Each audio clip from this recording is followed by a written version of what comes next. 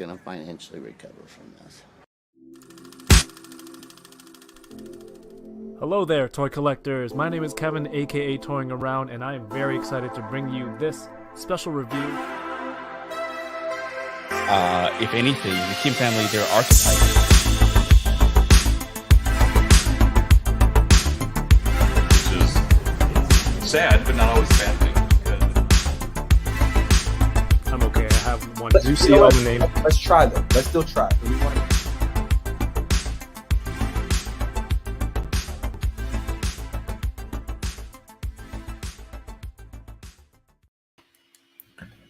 We good? We're on. We are on. How's it going, everyone? Happy Thursday. My name is Kevin, aka Toying Around. I'm a toy collector, toy photographer sometimes, and sometimes toy reviewer. And you are watching Unboxing Thursdays. Thanks for stopping by. I've got a huge pile of toys to open up, and this stream is a push for me to open up stuff, get rid of some boxes, clunky boxes, so I can make space and buy more toys. So I'm going to try to get to it real quick tonight because there's a lot of stuff to get through. So whether you're tuning in live right now or catching up later on the replay, or you're on the way to work or something, don't forget to hit the thumbs up, leave a comment if you like what you're seeing, and comment, subscribe if you haven't already, and share. Let everyone know that this video is live right now, and it really helps with promoting the channel, getting it working in the YouTube algorithm, however that thing works. So I appreciate it. Thank you so much. If you prefer Twitch, if you're watching this on Twitch right now, or you prefer Twitch, it's available there, twitch.tv/toyingaround. Make sure you subscribed and followed. So every Thursday night at 9 p.m., I do this Unboxing Thursdays, sit down with some friends and open up some toys. Tomorrow, I'll be talking that newest episode of Marvel's What If. I don't know how I feel about it yet, but 9 p.m. Eastern, same time tomorrow night, and same YouTube channel. Last week, I did Unboxing Thursdays with Trevor.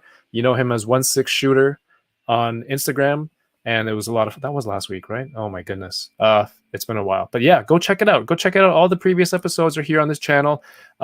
Tonight, I have a very special series of guests on tonight. Let's just get right into it. We have the one and only D Amazing. Okay, with Ninja Action. I was goofing off in the background. Like when your beat was playing, I was like, I should have just cut to you right then. I thought you were, because I was goofing, and as you can see, I got my little numbskull in the background. Oh, nice. That's another special guest.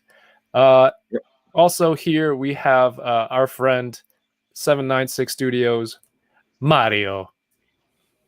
Cheers. Nice. Gang gang. Cool. How's it going?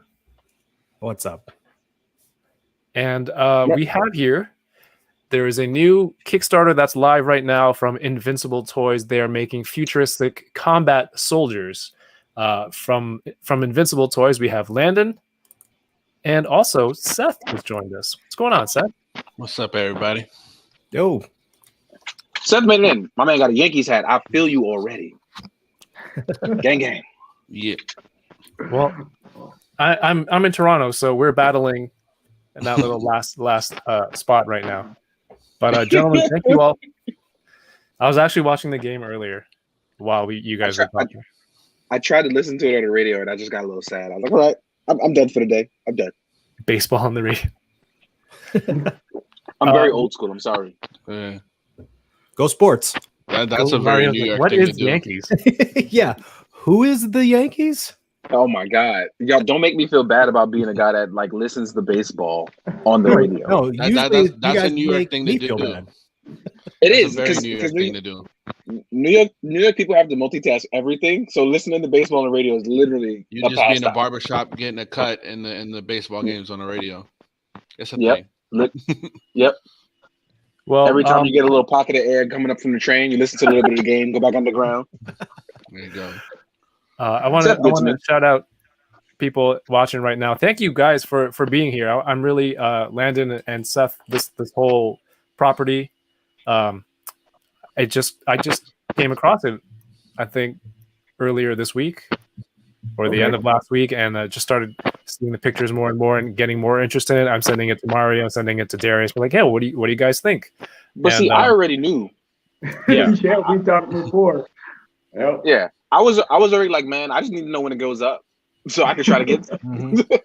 Yeah, well, sorry, I'm not on your level yet. All right, when you're No, doing the live listen. stream, if you're doing yours, then you'll be like, I already knew this before, Kev. You can specifically shout me out. You know what it is? I need to teach you how to Calm New York multitask. I got to teach you how to New York multitask, where you're absorbing information without even looking. It's just like getting stopped in the back of the head by your grandma. You automatically obtain information. I've never received any information that way before. Trust me, I have. Boy, have I learned lessons that way. Woo. Well, so real quick, we're gonna get to some questions for and introductions to Invincible Toys. But real quick, people in the chat right now, there's a lot of amazing people. Please make sure you are subscribed. Hit the thumbs up. Let them know that you're here. We have Toy Rensu. I'm gonna do this as fast as I can. Happy Accident. Darth Gutierrez. August Photo Inc. Mobile Recluse. What's up, everyone? Toy Rensu. Mike, High School Creations is here. Cerebral Deep. Kevin or KJ Smith. Kevin Smith is somebody else. RMD Collective. Greg Fenstad. Familiar faces in here already. Awesome. AI's Collectibles. Cerebral Deep. Win or Lose. Toy Malarkey. Dang, there's a lot of awesome names in here. David De La Huerta. Omar V, aka Omar the Fifth. 1, 2, 3, 4, fifth. Chad Kinsler. Fifth. Uncanny Assassin. Oh, hello. What's going on, Tyler? Everybody's making it in. There are, I think Tyler. there's some. Tyler's part of the team. Tyler, exactly. Tyler. He's part of the Invincible Toys team, so We're going to be Yeah. Oh, so he talking didn't about that. He didn't have a choice. Y'all made him come here. oh no, we ain't make him. We ain't make him. Landon's not an evil boss. Blood Beast. I'm not a boss at all. No. I am not a boss. See what I mean? See, Not but a that's boss. the best kind of boss who doesn't want to be a boss. That's the best kind. You'll have your chance at defending yourself in a second. Okay, thanks. Gonzo, Plastiadicto, 1-6 Shooter, what's going on? Win or Lose, Mr. Jones, RMD Collective, Marcus Yee, Paul Morales, welcome. Happy Thursday. I got so many toys in this week. It's crazy. I am Micah, Omega Weapon 13, Ash, Anakin. I think I'm caught up. Toy Chased and the Tuesday Crew. What's going on? Yeah. Sorry if I missed your message. There's a lot of people in here. I'm not going to complain about that, but we're trying to keep it moving. If you have something that you want to highlight, you want it read out, put up on the screen, or you have a specific question for the guys, you have the option to use the super chat as well if you're in position to. It all helps out the channel. So let's get to it. Oh, Toy Migos, what's going on? Make sure you catch Toy Migos later tonight. Landon. That's not you, that's me. Tell people a little bit about yourself, what you're into, how you got into making, like were you into collecting and how you got into making Invincible Toys. All right. So actually, the action figure collecting started when I was a little kid. And I grew up in a military family, so most of my childhood was overseas. And I grew up in Germany, so we always lived off the military bases in the German economy. So talking and getting along with other children was always complicated because they always spoke German. So one of the things that we always had between us were action figures. So pretty much all the action figures that were here in the U.S. had already made it over there to Germany, and one of the big ones was He-Man. So, yeah. Most of my childhood was, hanging out with German kids, playing with He-Man, and that's how we communicated because you didn't really have to kind of, have any sort of conversation, and it kind of broke that barrier. So yeah, most of all of my pictures as a child, there's always an action figure involved in those. Do you know how to say like by the power of Grayskull or something in German? I do not. that would probably be awesome, but I don't, sadly to say. So yeah, so I started collecting when I was really young, and then it was He-Man, G.I. Joe, everything that came out through the 80s, Thundercats, Silverhawks.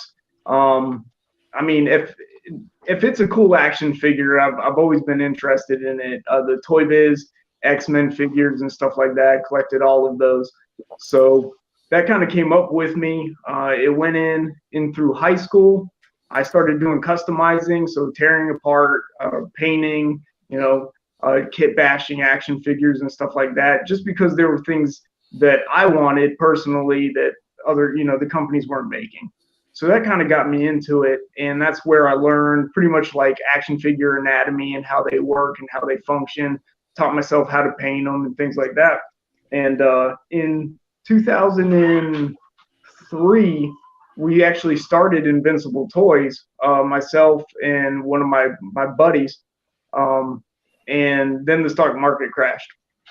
So we ended up having to, we had to liquidate everything because the company was still pretty new. And that was pretty much like the end of it at that point. And about 2 years ago, I was sitting around and I was like, dude, I love action figures. Like, I mean, if I showed you like my office and in my closets, I got 3 closets that are just stacked to the ceiling of like boxed action figures. And I'm waiting for my children to move out so I can have my offices back. How many years away are you? Okay, so I'm 37. And I've got, I have a 4-year-old boy, I have a 10-year-old boy, I have a 7-year-old, and a 13-year-old, all boys. Oh, holy crap! Yeah. So you have a small basketball team. That's it, man. I always tell them, I'm like, no, it's because I always get that. They're like, oh, you're gonna have a basketball team or a baseball team. I'm like, no, man, that's my militia. In case you break out. I teach them about firearms and stuff like that. So it's just it's just kind of funny. Not that I think anything like that's gonna be happening anytime soon. But so I was sitting around and I was like, man, it'd be awesome if I could make my own action figures. It's something I always dreamed about. And one day I just sat down and started kicking out some concept drawings, and I was like, wow, this is actually kind of neat, like where this is going. And and then I just kind of started the process and taught myself how to make action figures over the span of 2 years, and that's where we are now. So all the prototypes and stuff that are shown on the Kickstarter and on Instagram, those are all made. I don't do like the 3D rendering or anything, but the concepts, all of that stuff came from me. I printed them out, I assemble them, and I paint them all here. So yeah, that's cool. So hours and hours of work. You kind of self-taught yourself like anatomy and stuff and design. Yeah. So essentially, I was reaching out when I was, finding people who were going to do the actual 3D sculpting and stuff like that. At first, what I got was basically an A pose. So it wasn't articulated. It was just focused on, you can actually see it right there. But it came in an A pose. And then I reached out to a gentleman who had worked on the Plunderlings and stuff like that, Sabadam, and he was able to go through and add all of that articulation into it for me. So, but it was kind of coming in and already knowing what I wanted and being able to tell him, and he's very intuitive to action figures too. So, talking and working with him, it was just kind of like, oh yeah, dude, I want these types of elbows. They've got to go past 90 degrees. They've got to be able to cross the chest to hold their firearms, and they have to be able to shoulder their weapons. You have did to it. be able to, crouch this direction and stuff like that. Oh, is that on Instagram, Art of Siba Dom or something? Is that his IG? Yep, that's him. And he's worked on the Plunderlings. He's worked on a couple of the other lines and stuff like that. So he's a very, very talented artist, and we've got some other lines that we're working on in our pipeline that he's going to be helping us out with too. All right, what's the I think there's some comics. Is there what's the inspiration behind some of these characters and the choices of these? Because there's if people haven't seen this yet, there's like a military theme character, there's like a Spartan, a cowboy. Like what's the inspiration for these various characters? Is there content behind it? Yeah. So the comic book is called Future Descending, and it basically goes through each one of the characters, and all of the characters are on missions. And they're on their own individual missions, basically trying to save the world. So I basically broke them down into volumes, and the comics will go through with each one of the characters, and you'll go on the mission with them, and it kind of explains their background, explains the world and how it is and how it got to that point. It explains like what they're fighting against. And yeah, so the characters actually built the figures before ever coming up with any sort of storyline. So it kind of made it interesting. Like, how do you take a Spartan and a cowboy and a samurai and put all of those together and have it kind of cohesive? Because like one of the biggest things that I usually have a problem with is when a story comes out and there's not enough behind it to really have it make sense. Right. So you're like, oh, that's stupid. Like, you know, that doesn't even make sense. So you're like, yeah, why is a Spartan like, how does he even, you know, why is he with a samurai? Like, it doesn't make sense. You know, but that's So, that's yeah, what we used to do when we were kids. You know, you would. Just But that's what I'm saying. I was just about to say that.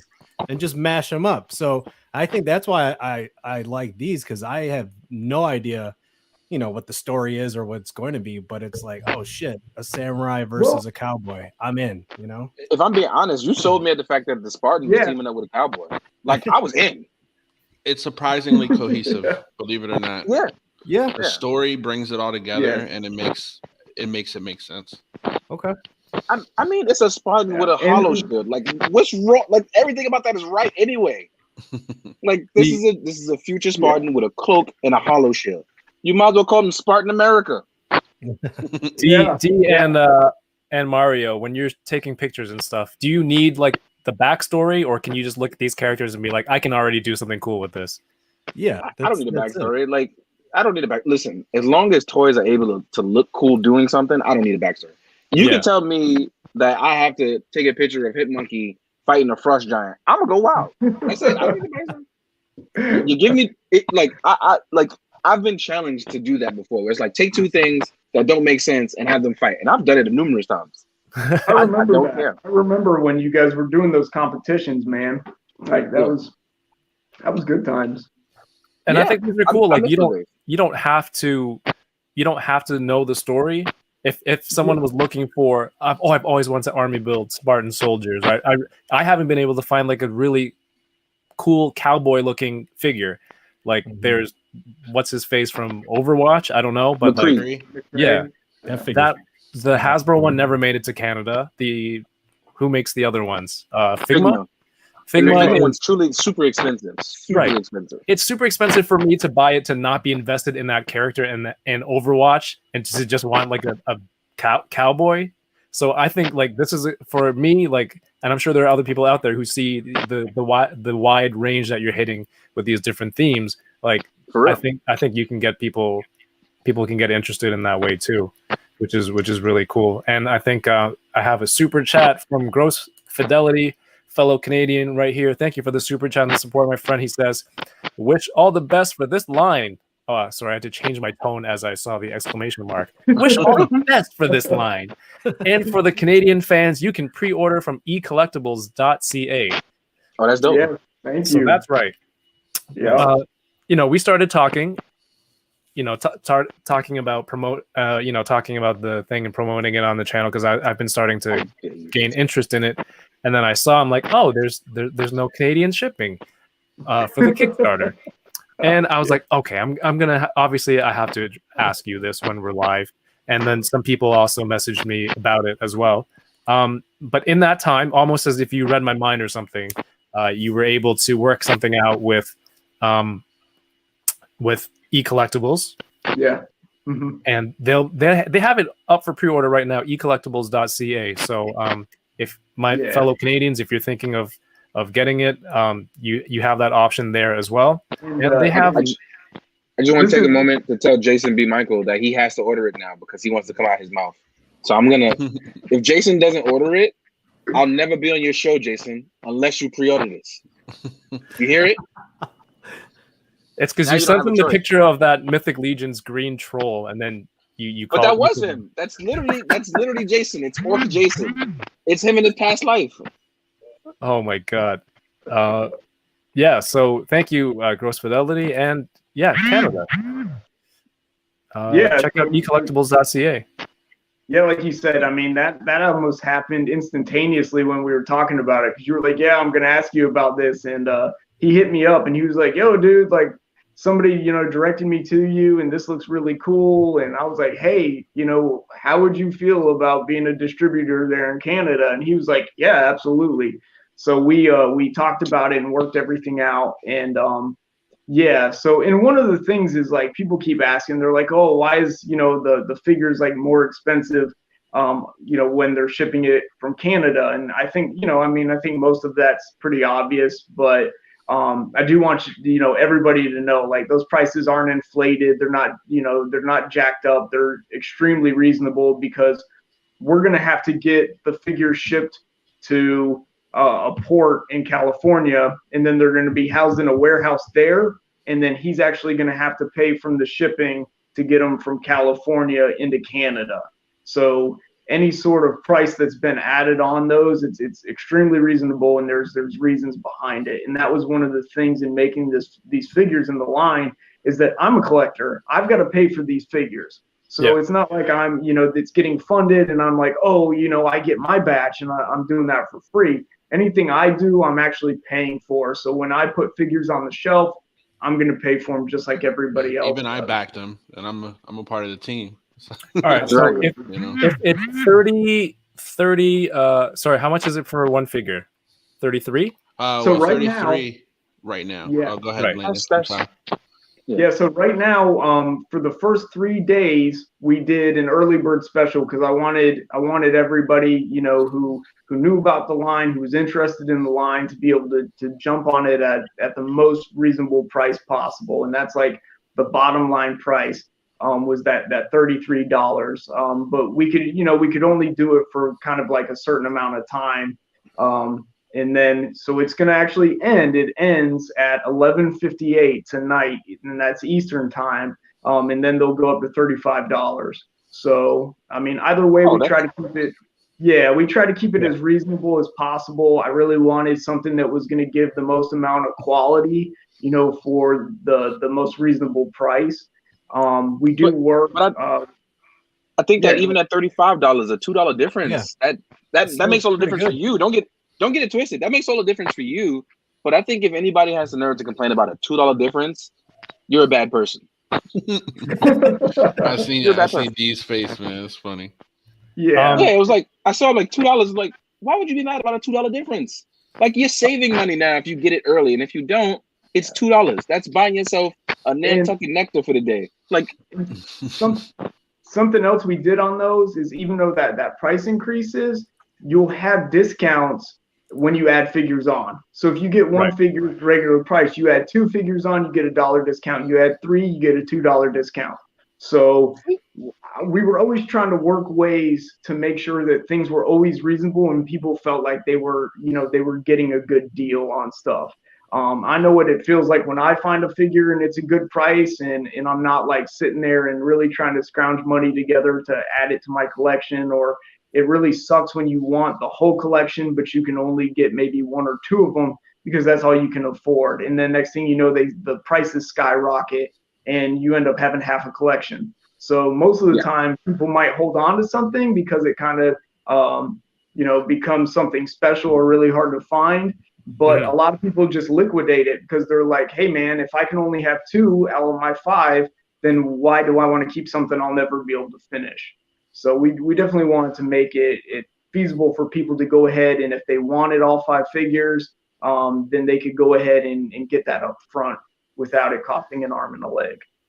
Landon, is that a separate head sculpt, or is that a removable helmet? It's separate. Okay. Okay. That guy looks so you badass. get 2. So you get 2 sculpts.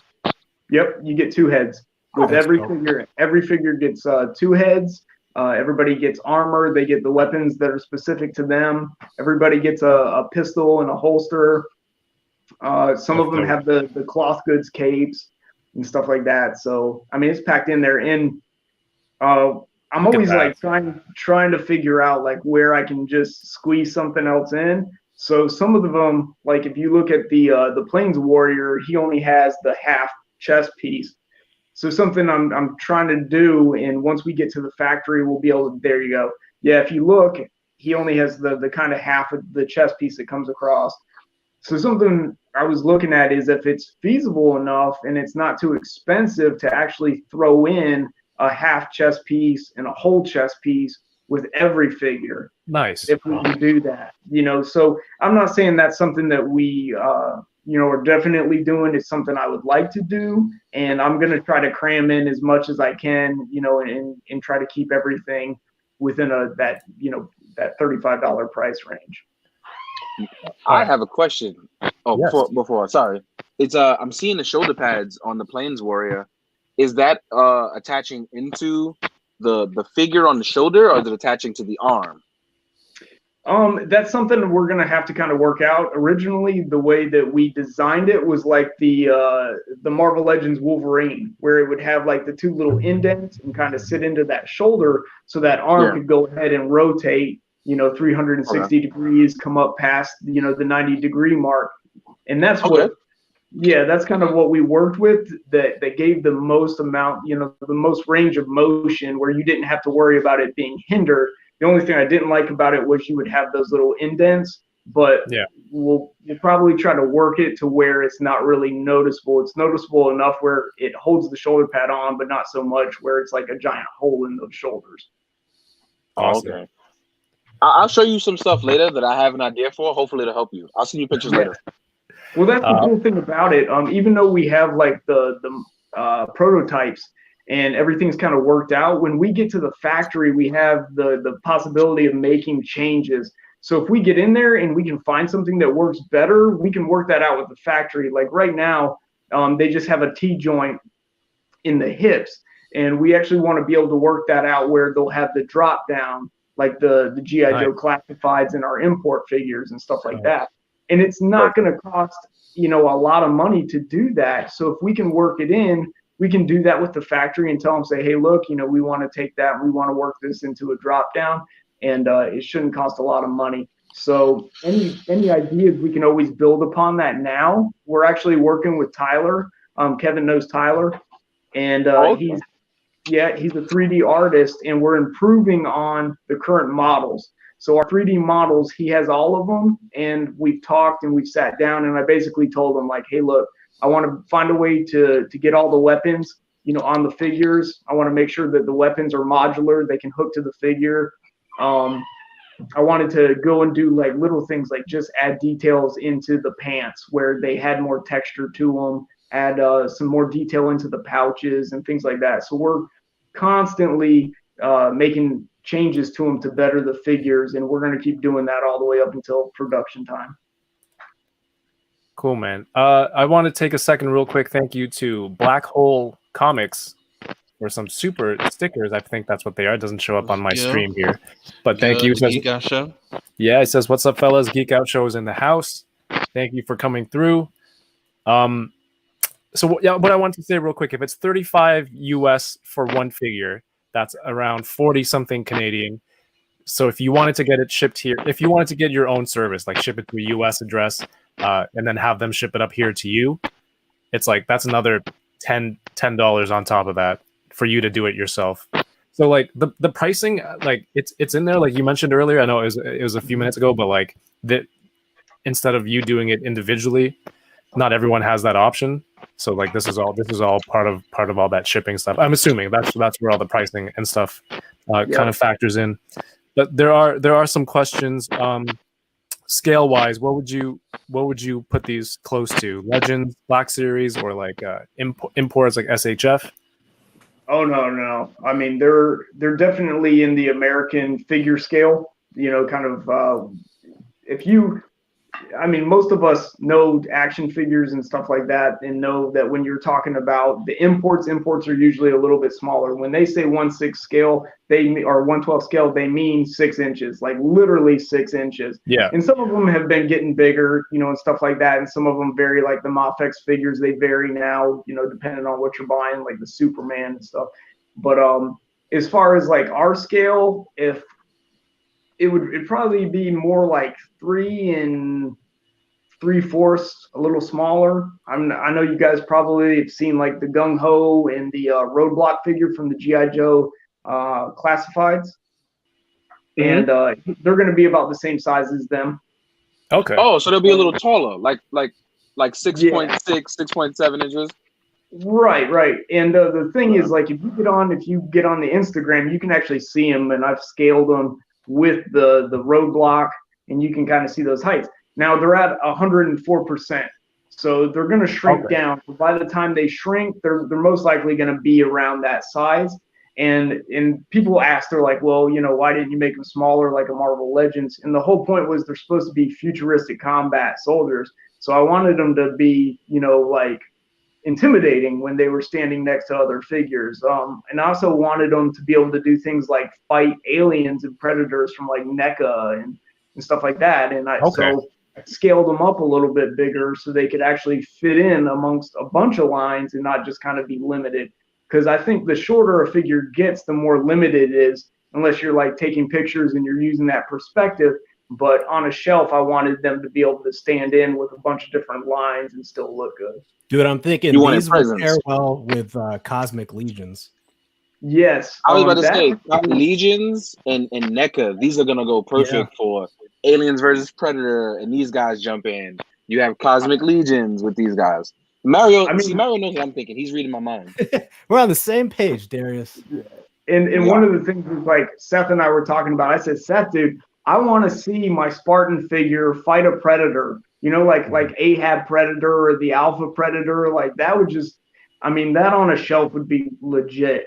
And then I wanted to put my Plains Warrior against the Alien Rhino. Ooh, that's a good idea. Yeah, and they've got I think it's like the cheetah and everything else that they've made, and I was like, that would just be so cool to see that. So that when I was going through and doing the designs, that was kind of some of the things that were like running through my head, trying to think of all these different lines and how they would be able to fit in. And Cosmic Legions, I knew about it because I talked to Chris, who works there with the Four Horsemen and does a lot of their distribution. And so, they kind of mentioned it, and I was like, oh man, is this going to be one of those things that we launch around the same time and it's going to just, kind of butt heads with each other because they have such a huge following. I was like, man, they're going to launch their stuff and it's going to destroy us. But crazy enough, like they focused mainly on aliens. So I was like, oh crap, this gives us that opportunity. Like we have humans and they happen to fit in with that genre where it's like, hey, where are humans to go with our aliens? So it just kind of worked itself out. Dude, not gonna lie, this came out right after I backed Cosmic Legions. I was like, damn it, there's more stuff to buy now. So, but I think they'll pair well nicely with each other.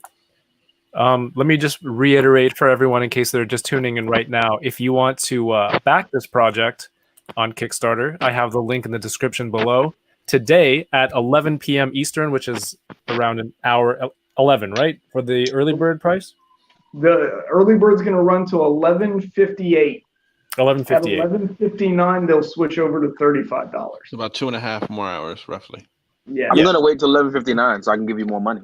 That would be greatly appreciated. Well, that's actually what I'm doing too. Yeah, my mom's sitting there, and my mom she's not very computer literate, so she's sitting there and she's like, oh sweetheart, I'm trying to back your stuff and it's taking me 6 hours to figure out Kickstarter. And I'm like, oh my gosh, like Mom, why didn't you just call me? I'd walk you through it. So we get on. We get on, and it takes me like 5 minutes to sit down with my dad and my mom to walk them through the steps to order. But they're like, oh, we're getting in on this early bird special. And I'm like, yeah. So Mom's like, hey, when are you going to place your order? And I'm like, well, I'm going to wait until it goes up. And she's like, why would you wait for it to go up? And I'm like, Mom, the money's going to fund my Kickstarter campaign. I'm like, all the money helps, So she's like, Landon, be smarter with your money. She wants you to be frugal with your own stuff about your own toys. Yeah, Mom. I'm like, Mom, I don't think it's really set in that this is something that I'm doing, But it was great. Yeah, it was really funny to go through that process with her. That's awesome. So this is running until October the 26th, I believe it says here. Yeah. But yeah, if you want to get in on the early bird. Was there an unlockable figure in this? I thought I saw that. Yes, Yes, there there is an is. unlockable. Oh, Yeah. Do you have the unlockable? Are there other tiers planned, or stretch Yeah. goals? So right Really? now, and I mean, I'm not saying that it's going to hit the numbers. I mean, it'd be awesome if it does, but right now it's projected to hit $300,000. I don't know if it's going to hit those numbers, but yeah, if it went that direction, It's going to then hit yeah, those numbers. Have more confidence, Landon. We're going to hit those Yeah. numbers. It'll And you exceed guys are it. going to get stretch goals. yeah. Yeah. Well, listen, I want an Axeman. I see an Axeman. Y'all gonna make sure I get a goddamn Axeman. So Yeah. we'll back I was this. just looking at that. So Yeah. Landon, this unlocks at our goal, correct? Yeah, so what we're gonna do is we're gonna go at probably about 110,000. We'll go ahead and unlock that, and then we'll move forward. That'll pace us where we need to be to unlock that. I can Right. say there's at least a good 10 to 15 unlockable things that Landon has shown me that will blow your mind.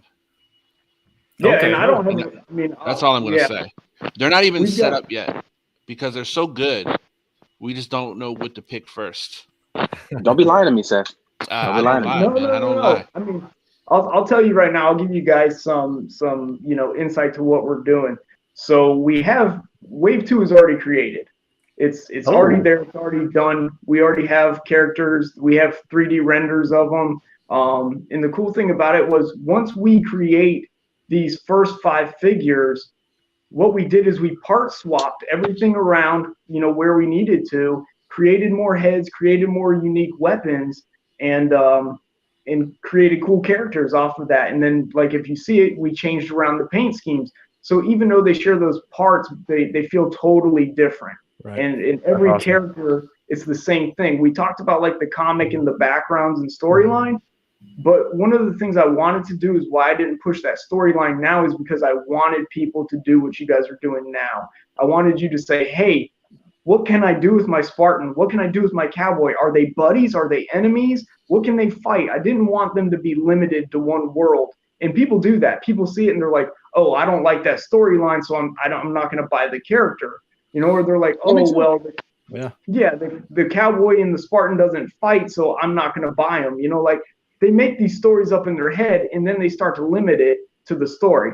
So it was like, go ahead, get it out there. If people see the characters and they want to know more about them, then we'll give them the option to go ahead and purchase the comic. And then once you get into that comic and you're like, hey, dude, this is legit, let me follow the storyline, then those stories will continuously come out and you can choose to continue to follow it. Or you just already have your cool action figures and you're like, I'm making this up on my own. Options. That's good. So weapons and stuff. Hang on a second. Let me grab some. Grab some weapons. I'm going to catch up to the chat real quick. Primero says, where's the link? If you're on YouTube, go in the description, scroll down a little bit. There's a link for e-collectibles if you're in Canada, and then there's a Kickstarter link. I also put it in the comments here, so you can just click it from there if you want to go and grab some or bookmark it for later. So yeah, it's in the video description. What? Yeah. So these weapons, it looks like they're really, like you said, you use part swap some of the stuff. The weapons are they like kit bash friendly? Are you able to move like accessories from one character to another with ease, or like their armor, stuff like that? So the only thing that's limiting is their color schemes. Okay. So if you're like let's say you buy the Spec Ops Ranger in his stealth suit. I mean, you can essentially throw whatever you want on top of him. You put the green on, it's gonna match. You put the red on, it's gonna match. You put the yellow on.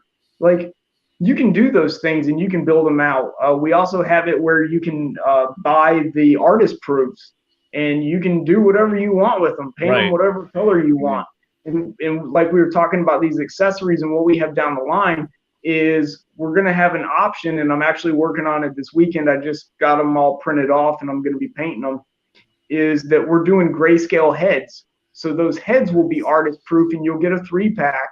And you can basically, you can build out your army so you have different looking guys. You have them with the helmets, you have them without the helmets, and you're not just limited to having one guy who always looks the same. So you can have a Spartan essentially. Sorry for cutting you off, Landon, but you can have a Spartan essentially, and then have a bunch of, other Spartans behind them with regular heads. Maybe they don't have the cape. That way you can establish him as the leader. Yeah, that's so cool. Spartan 9000. Spartan 9000. And so all the heads are all the characters that are like Caucasian will share the same skin tones.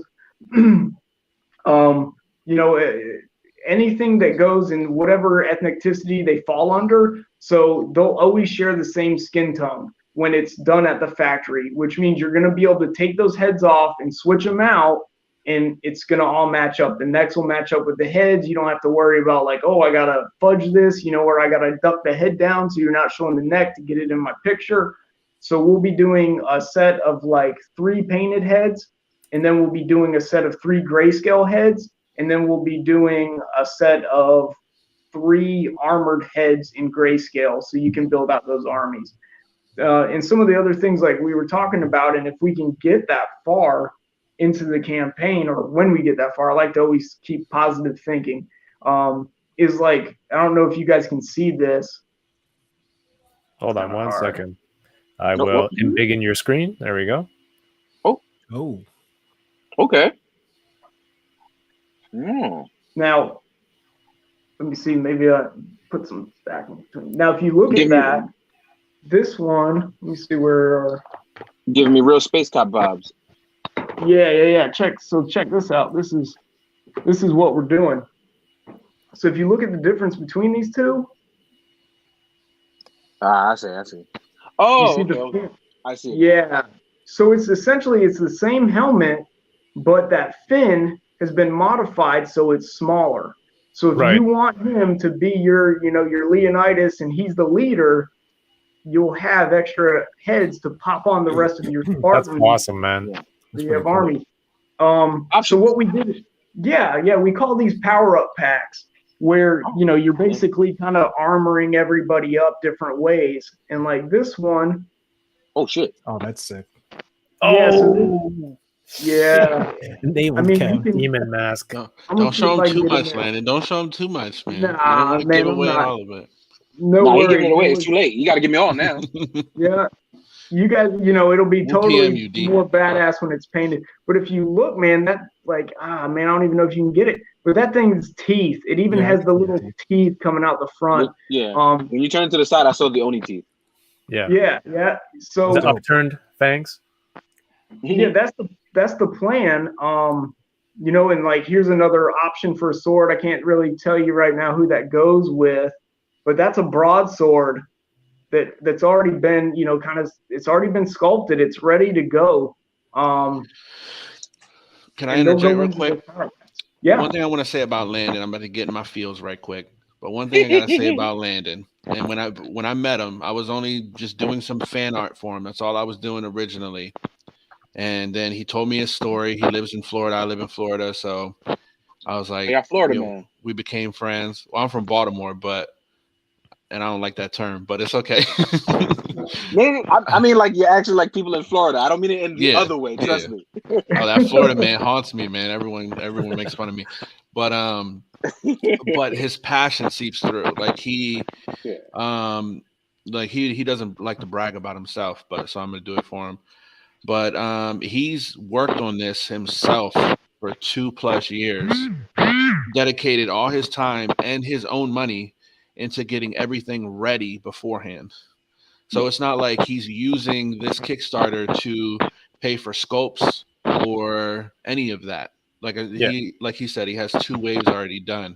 So that's what like impressed me. And like everyone I see, I've been reading all the comments and everything else. Hello, Florida man.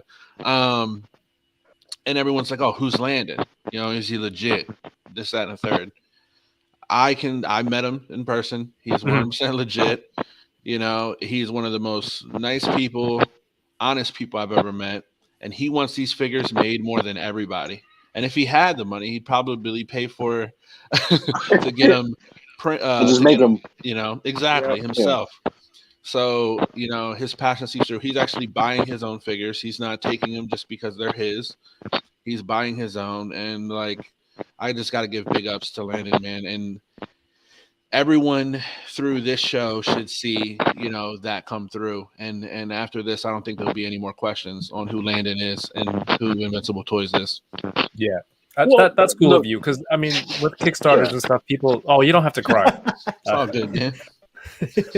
Yeah, I was about to say, man, I've never gotten a bad vibe from him. It's always been a good vibe from him, and it's always one of those things where it's like you can tell even here as we're in the chat, he's really thought this through. So even if he feels like I can tell he's humble because he's second guessing himself about if and not when. It's not a bragging thing. It's not an ego. It's hey, I want to get these toys made, but I got to believe in the people. So he's being very honest about it, and I like that. I really do. We've talked for hours on end about every angle to take. Like he's changed the date on the Kickstarter multiple times, and even now he's still spending his own hard-earned money and time on trying to perfect these figures because he is a collector first, Yep. And he's like everything down to like little pegs in the side of the legs to clip weapons into. The neck, if it looked a little off, he's still modding it to this day until the very end of this Kickstarter and to the very end of production to make sure that everyone gets the best figure possible.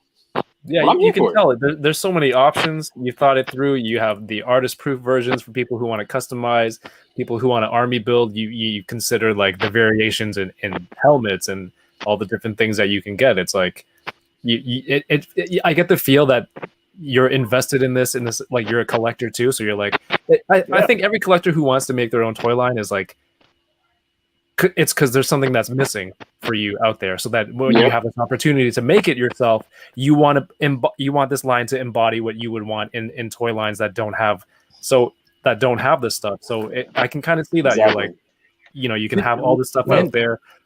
People who want to get in early, give them an opportunity to do that. But like, just army build and if they're not into the story, like there's still something else to get attached to, and I think that's really dope. Yeah, that's dope that you said that, and it's inspiring, dude. Like Landon, I'm curious. Like, can you talk about like, because Seth said that you did it yourself in the beginning. Like, what was the toughest part of like getting to this stage, to like Kickstarter point? Like what's involved? Because me and Mike, High School Creations, we talk about like trying to start our own shit. And like, I don't have the slightest clue where to start, and I don't think it's possible at all. So could you help us? I want to get into this answer. Landon, can you just hold on for 1 second? Darius, he's a very, very busy dude. And not because I want to be, though. He's very gracious in hopping on here. I was just like, hey, you want to come open some toys? And then he was like, yeah, I'm super busy. I'm like, oh, we're gonna talk about some figs. And he's like, yeah, that's cool, but he's still got a lot of stuff to do. But thank you for stopping by and talking about this project with us. Did you have any questions? No, I just want to tell you guys I love you. Be safe. Drink lots of water. Stay out of trouble, for real. Make more toys. Mario, make sure you create, because I know you've been in slump, so don't try to overdo it. Seth, it's good to meet another East Coaster. Hey, I'm calling it out. It is what it is. We've potted before. Wait, you know what? We've been on a Geek Out show before, and we've. I know, but but I'm just saying, like, it's good to always see you. So, like, likewise, man. Yeah. Darius, so am I hired again? Because you fired me like a few months back. Am I hired again? I had to though, because you would listen. You was in a mode where it was like, oh my god, I don't want to do anything, and everything's boring, and oh my god. And now you're like, oh my god, I'm into. Sounds just like him. Just like him. I know. I was gonna say that impression was uncanny. No, you got to see it when Mario's sad. Mario's like, oh my god, I'm sad. No. So all right, don't you got to go? Yeah, I do. I want to tell you guys I love you. Stay out of trouble. I don't want to go, but I gotta, because I got deadlines I gotta meet. So Mario, you're hired again, but make sure you stay out of trouble. Kevin, you're Kevin, so it's not like I get to really tell you. You live in Canada. I don't know how to take that. Well, you live in Canada, so you're so far away, and I hate that. I don't know. No, it's just because you're far away. Just because you're far away, and I miss you. Well, you know what? Thank you. You put out a lot of awesome pictures and videos for people in the community, and if you don't hear it from everyone, I appreciate all the work that you put into for us, man. on Dude, top of everything that you do, personal stuff too. So, and especially for I'm being doing here. my best. I'm doing my best because I have I'm supposed to upload 8 million other things, and I'm like, I don't know how I'm gonna do this. I would have to not sleep, and I don't think that's gonna happen. So I'm gonna sleep now and then upload a bunch of stuff next week. Thank you. Yeah, Landon, Appreciate it's you, man. great. You stay out of trouble. And I know you're gonna hit the Kickstarter, so don't stress it. Everybody in the comments, thank you guys for having me. For real, it's been great. But for real, drink your goddamn water. Don't be like me and drinking Hennessy at 9 o'clock at night. Don't do that. I'm gonna watch. See you later, dude. Later, man. Later, man. y'all. What a character. I love D-Maze, man. Of course. David De La Huerta says, where can I pledge from? I'm assuming these are all typos. Canada. You go to ecollectibles.ca.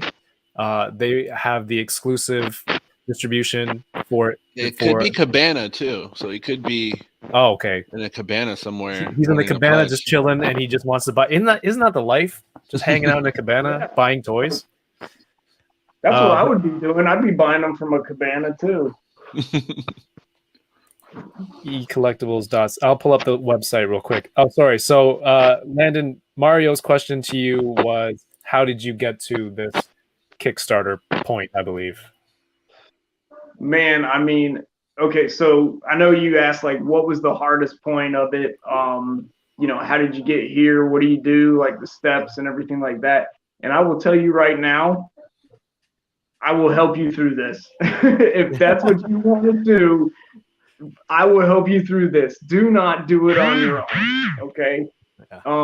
Because when I say it took 2 years, it took 2 years. I mean, it wasn't like I did it for a little bit, then I stopped. And I mean, I constantly was grinding on making these things for 2 years. And I knew I had to start somewhere. And that was the whole thing. I said, okay, I kind of have this thing where people come and tell me, and they're like, oh, this is so hard. I do this. Where do I start? And I'm like, look, start somewhere.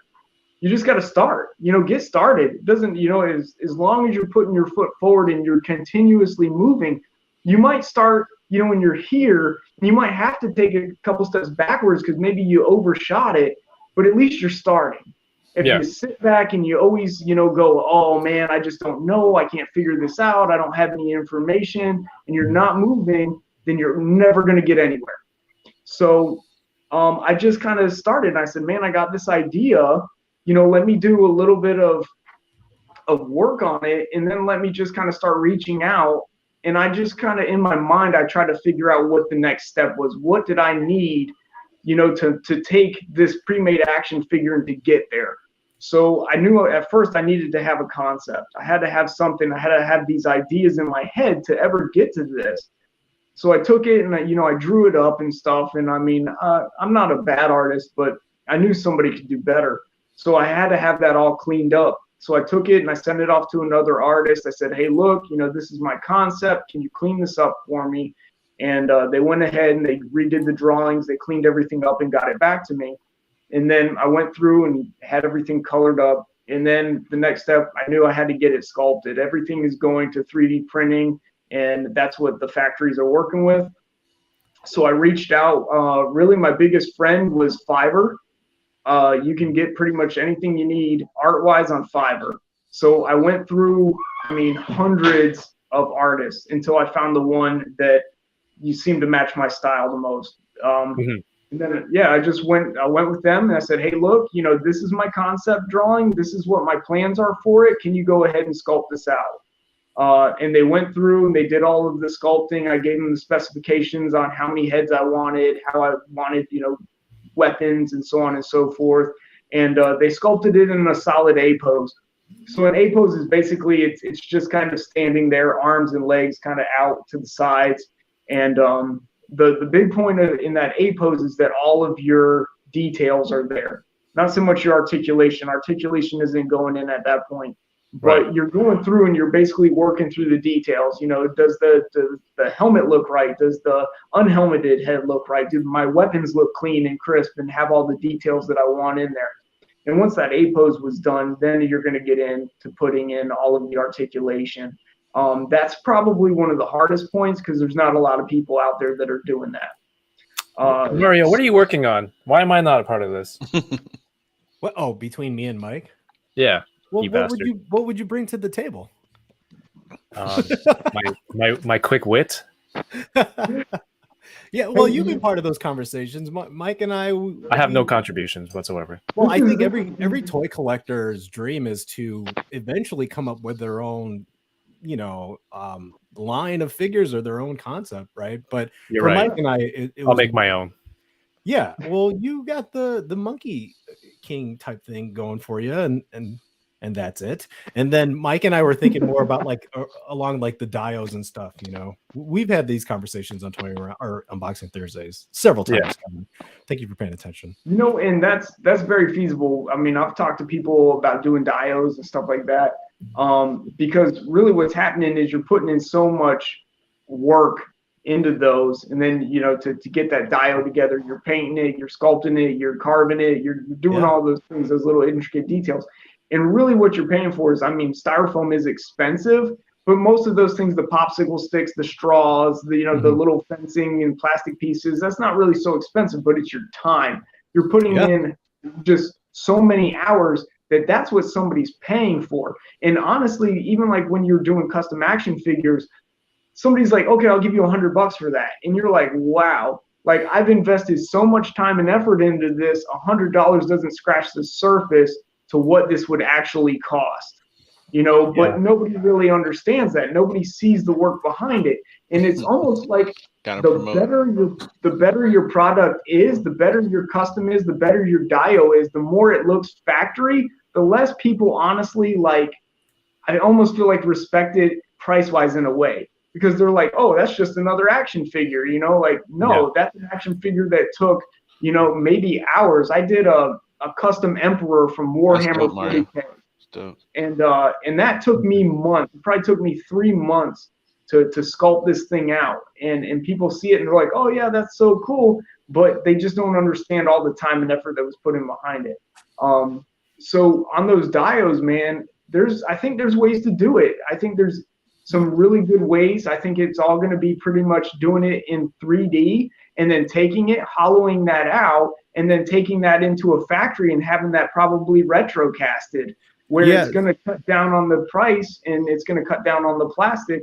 And then probably your real enemy is shipping. But if it's light, then you're only fighting the space that it takes up and not so much the weight. And that's not even too hard to kind of get across, because when you're doing shipping, now it's cheaper to just go with a container than it is to try to take it and go by things like weight. You might as well just invest $6,000 in a 40-foot container and put your stuff in it and then bring it into the US. That's the way to go. Nice.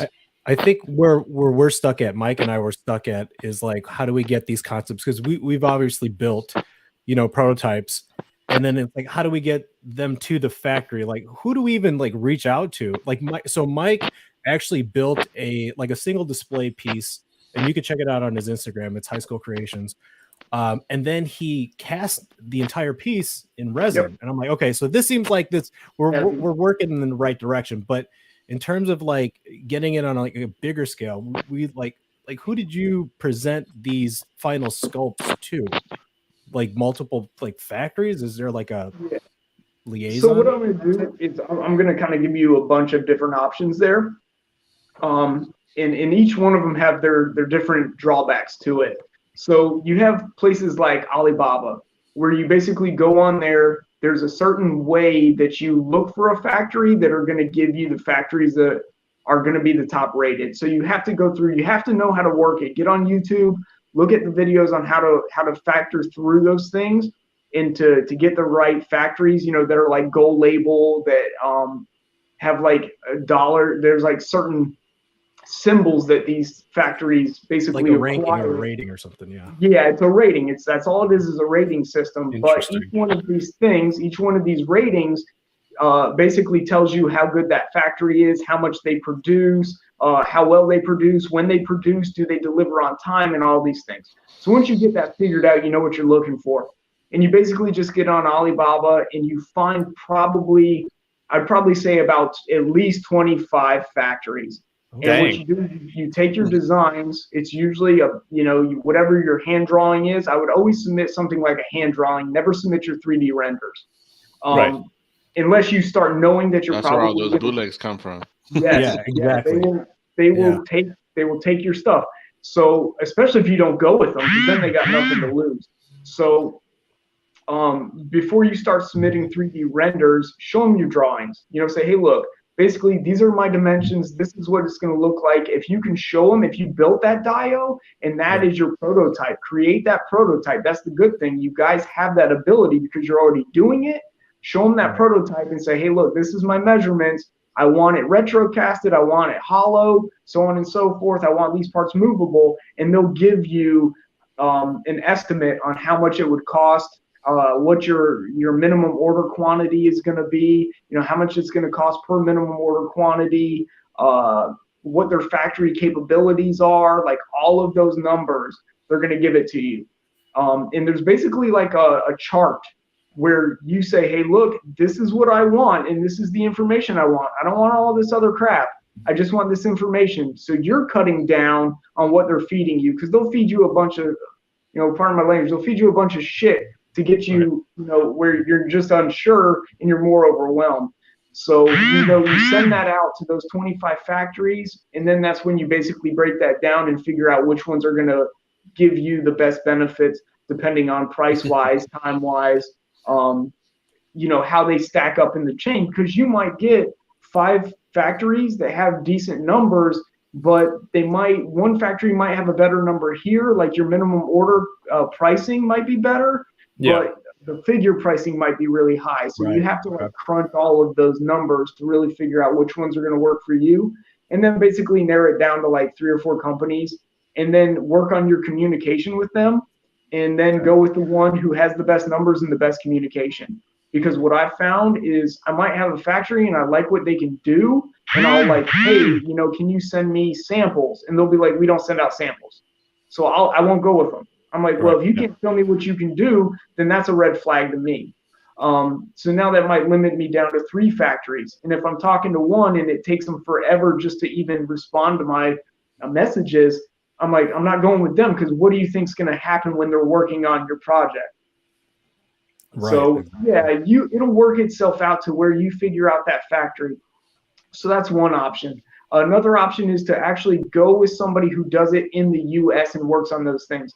Now, like I have a company, the company that we're going through is called Sonos Designs. Now they have 36 years in the industry of producing action figures and going through and making prototypes and stuff like that. They worked with Mattel. They've worked with like Burger King making kids meals. They worked with, they've done like Barbie and all of these things. And that's what they do. Now you're going to have to pay for that. That's going to have to come out the back end. But the benefit of that is that that you're going to get a quality factory that they've already used. They have 9 factories that they've worked with before that are quality.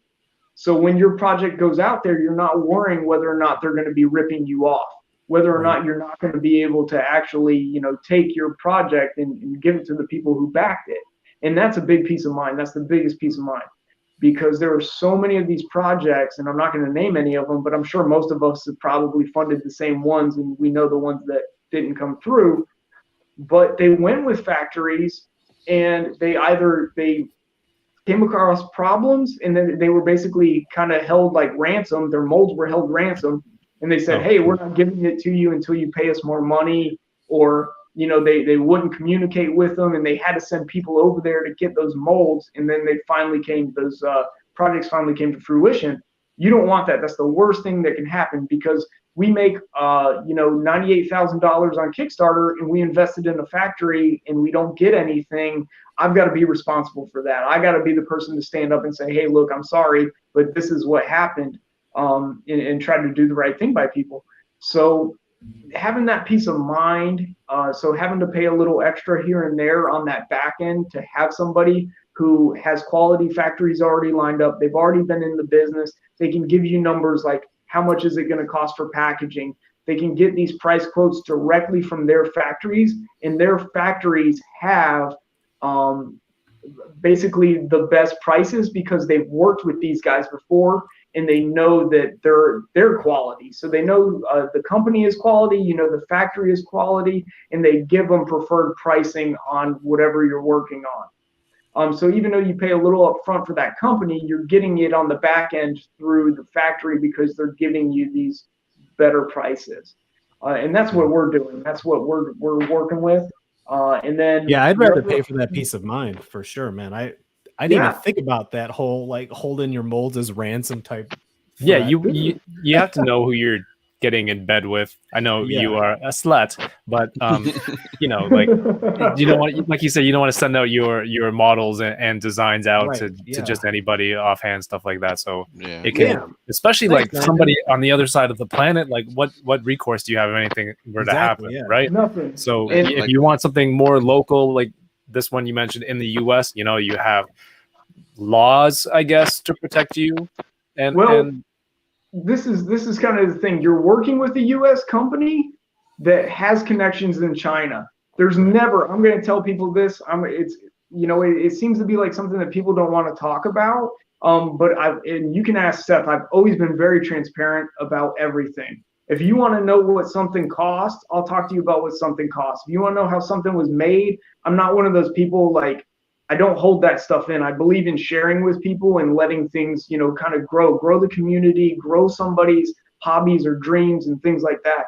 So one of the things that people don't realize is I might have a legitimate factory and somebody else in the industry might have worked with them before. So you're like, hey, these guys are legit. I'm going to work with this factory. And because of COVID, in 2 months, that factory might close. Yeah.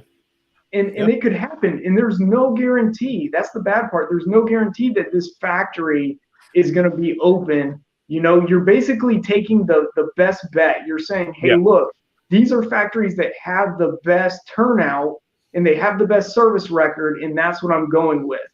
But, you know, I heard something. Somebody said to me, they were like, yo, dude, basically tell me how I should trust you. And I was like, you don't know me. You know, and there's nothing I can say that's going to get you to trust me. You might make an opinion. You might be like, hey, this guy sounds cool. Maybe I should trust him. But at the end of the day, you know, what do you want me to tell you that's going to get you to trust me? If I say, hey, I used to work with you know, Super 7, or hey, I used to work with Mattel. Well, that doesn't mean anything about how you can trust me. That just means that maybe I have more experience in the field. Maybe I have a good connection that gives me a better chance of my project performing and that factory actually producing, you know. But at the end of the day, what does it mean? You know, hey, I did this on my own for 2 years. So I think Sonny makes a good point. Legitimacy.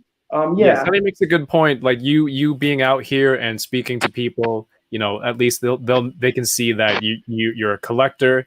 That you're passionate about what you're making. It's not just there's a huge difference between just seeing a name and some pictures of a product and talking to the person who makes it. You know, a lot of stuff when it's just online, it's a huge difference between just something you see visually and being able to learn a little bit more about it. So, you know, like Sonny's comment here, I think just doing more stuff like this does, I think, help people become it makes you a little bit more. It's more not human because you're obviously not a robot, but like they know it's the kind of person that's behind this, right? Absolutely, and that's what you want. And you can tell when a person, like, I don't like people who come off as assholes.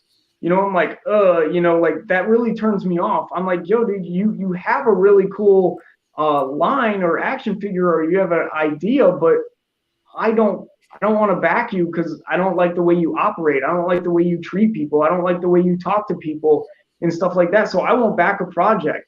I mean, I felt like projects were good. The concept was good, but the way they handled, you know, trying to obtain money or how they maybe made comments to people and stuff like that, and I didn't like it.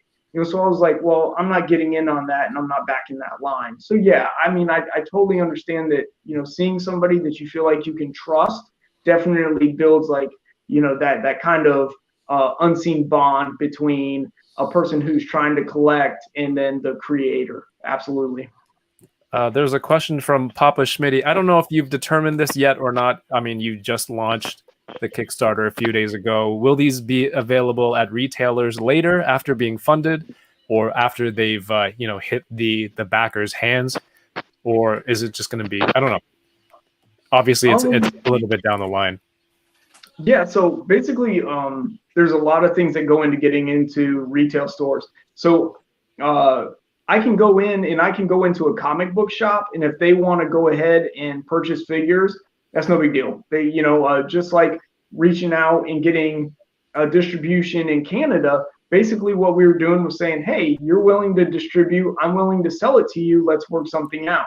So you can get it into all the comic book shops you want. When you're going into somebody like a big box, like you're going into a Walmart, you're going into Target, stuff like that, that's a lot harder because there's a lot more specifications on how you do things, what your price profit is going to be. They expect you to give them X amount, and this is what their profit has to be.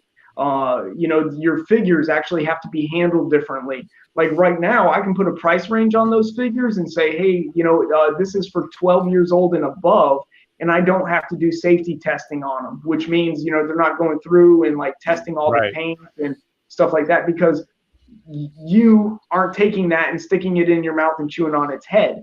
So they don't have to worry like what the paint's consistency is and stuff like that. Where if you go into a big box store, those things, those tests and stuff, a lot of them require that.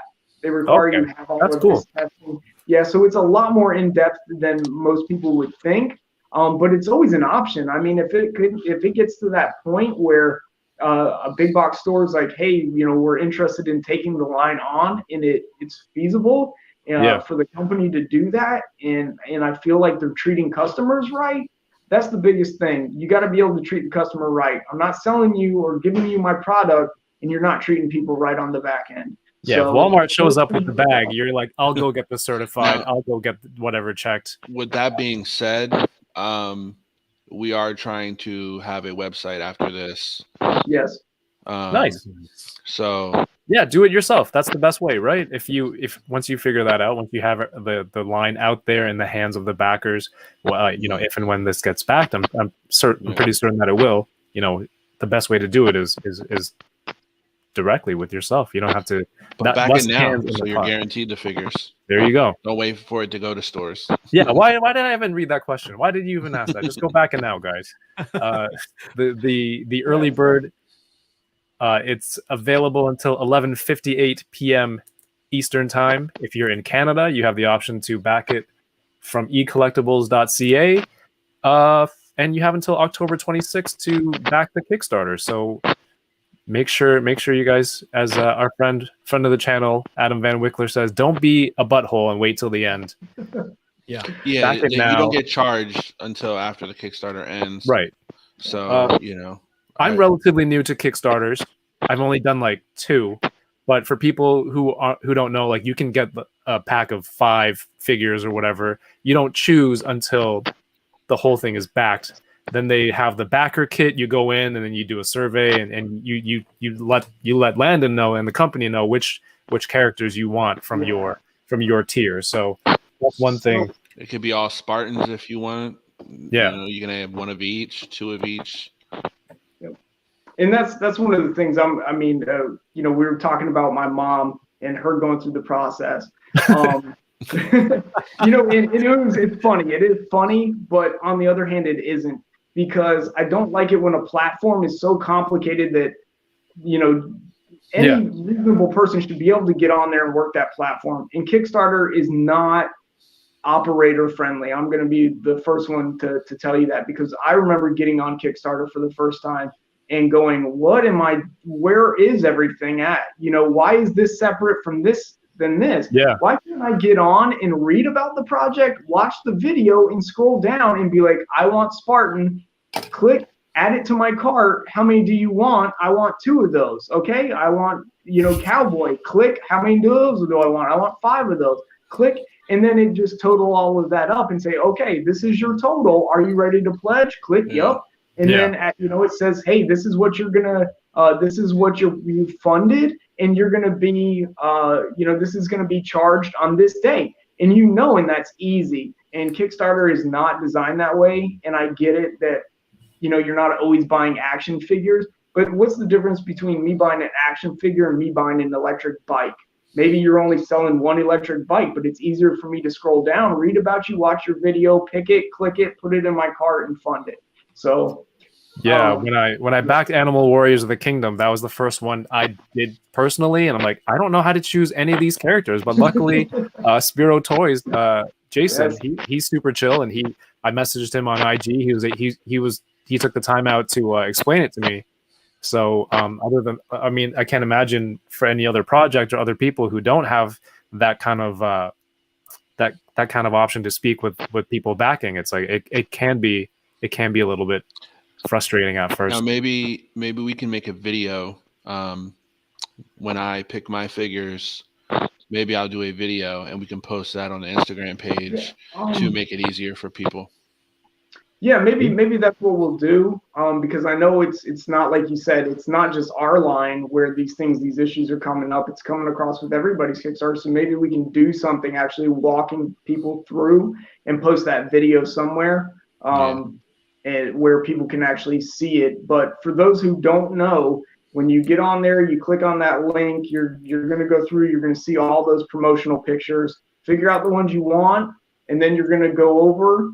You're going to click up at the top, you're going to go over, and it's going to give you an option to select basically what tier you want, how many figures you want.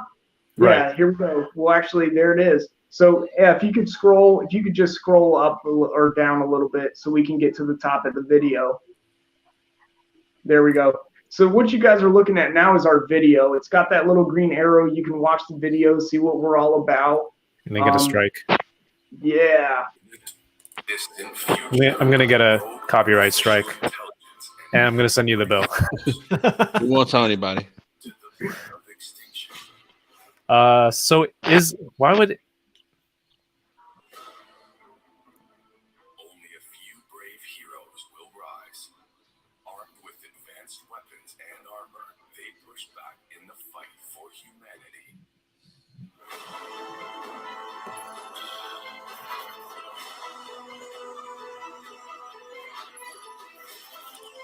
Oh, look at that. YouTuber.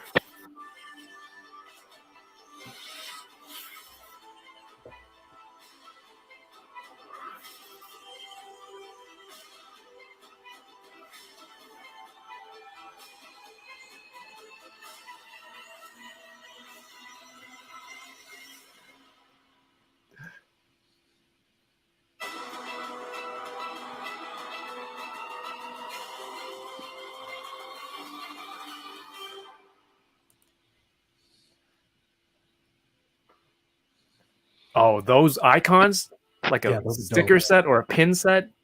That would be amazing. Hell yeah.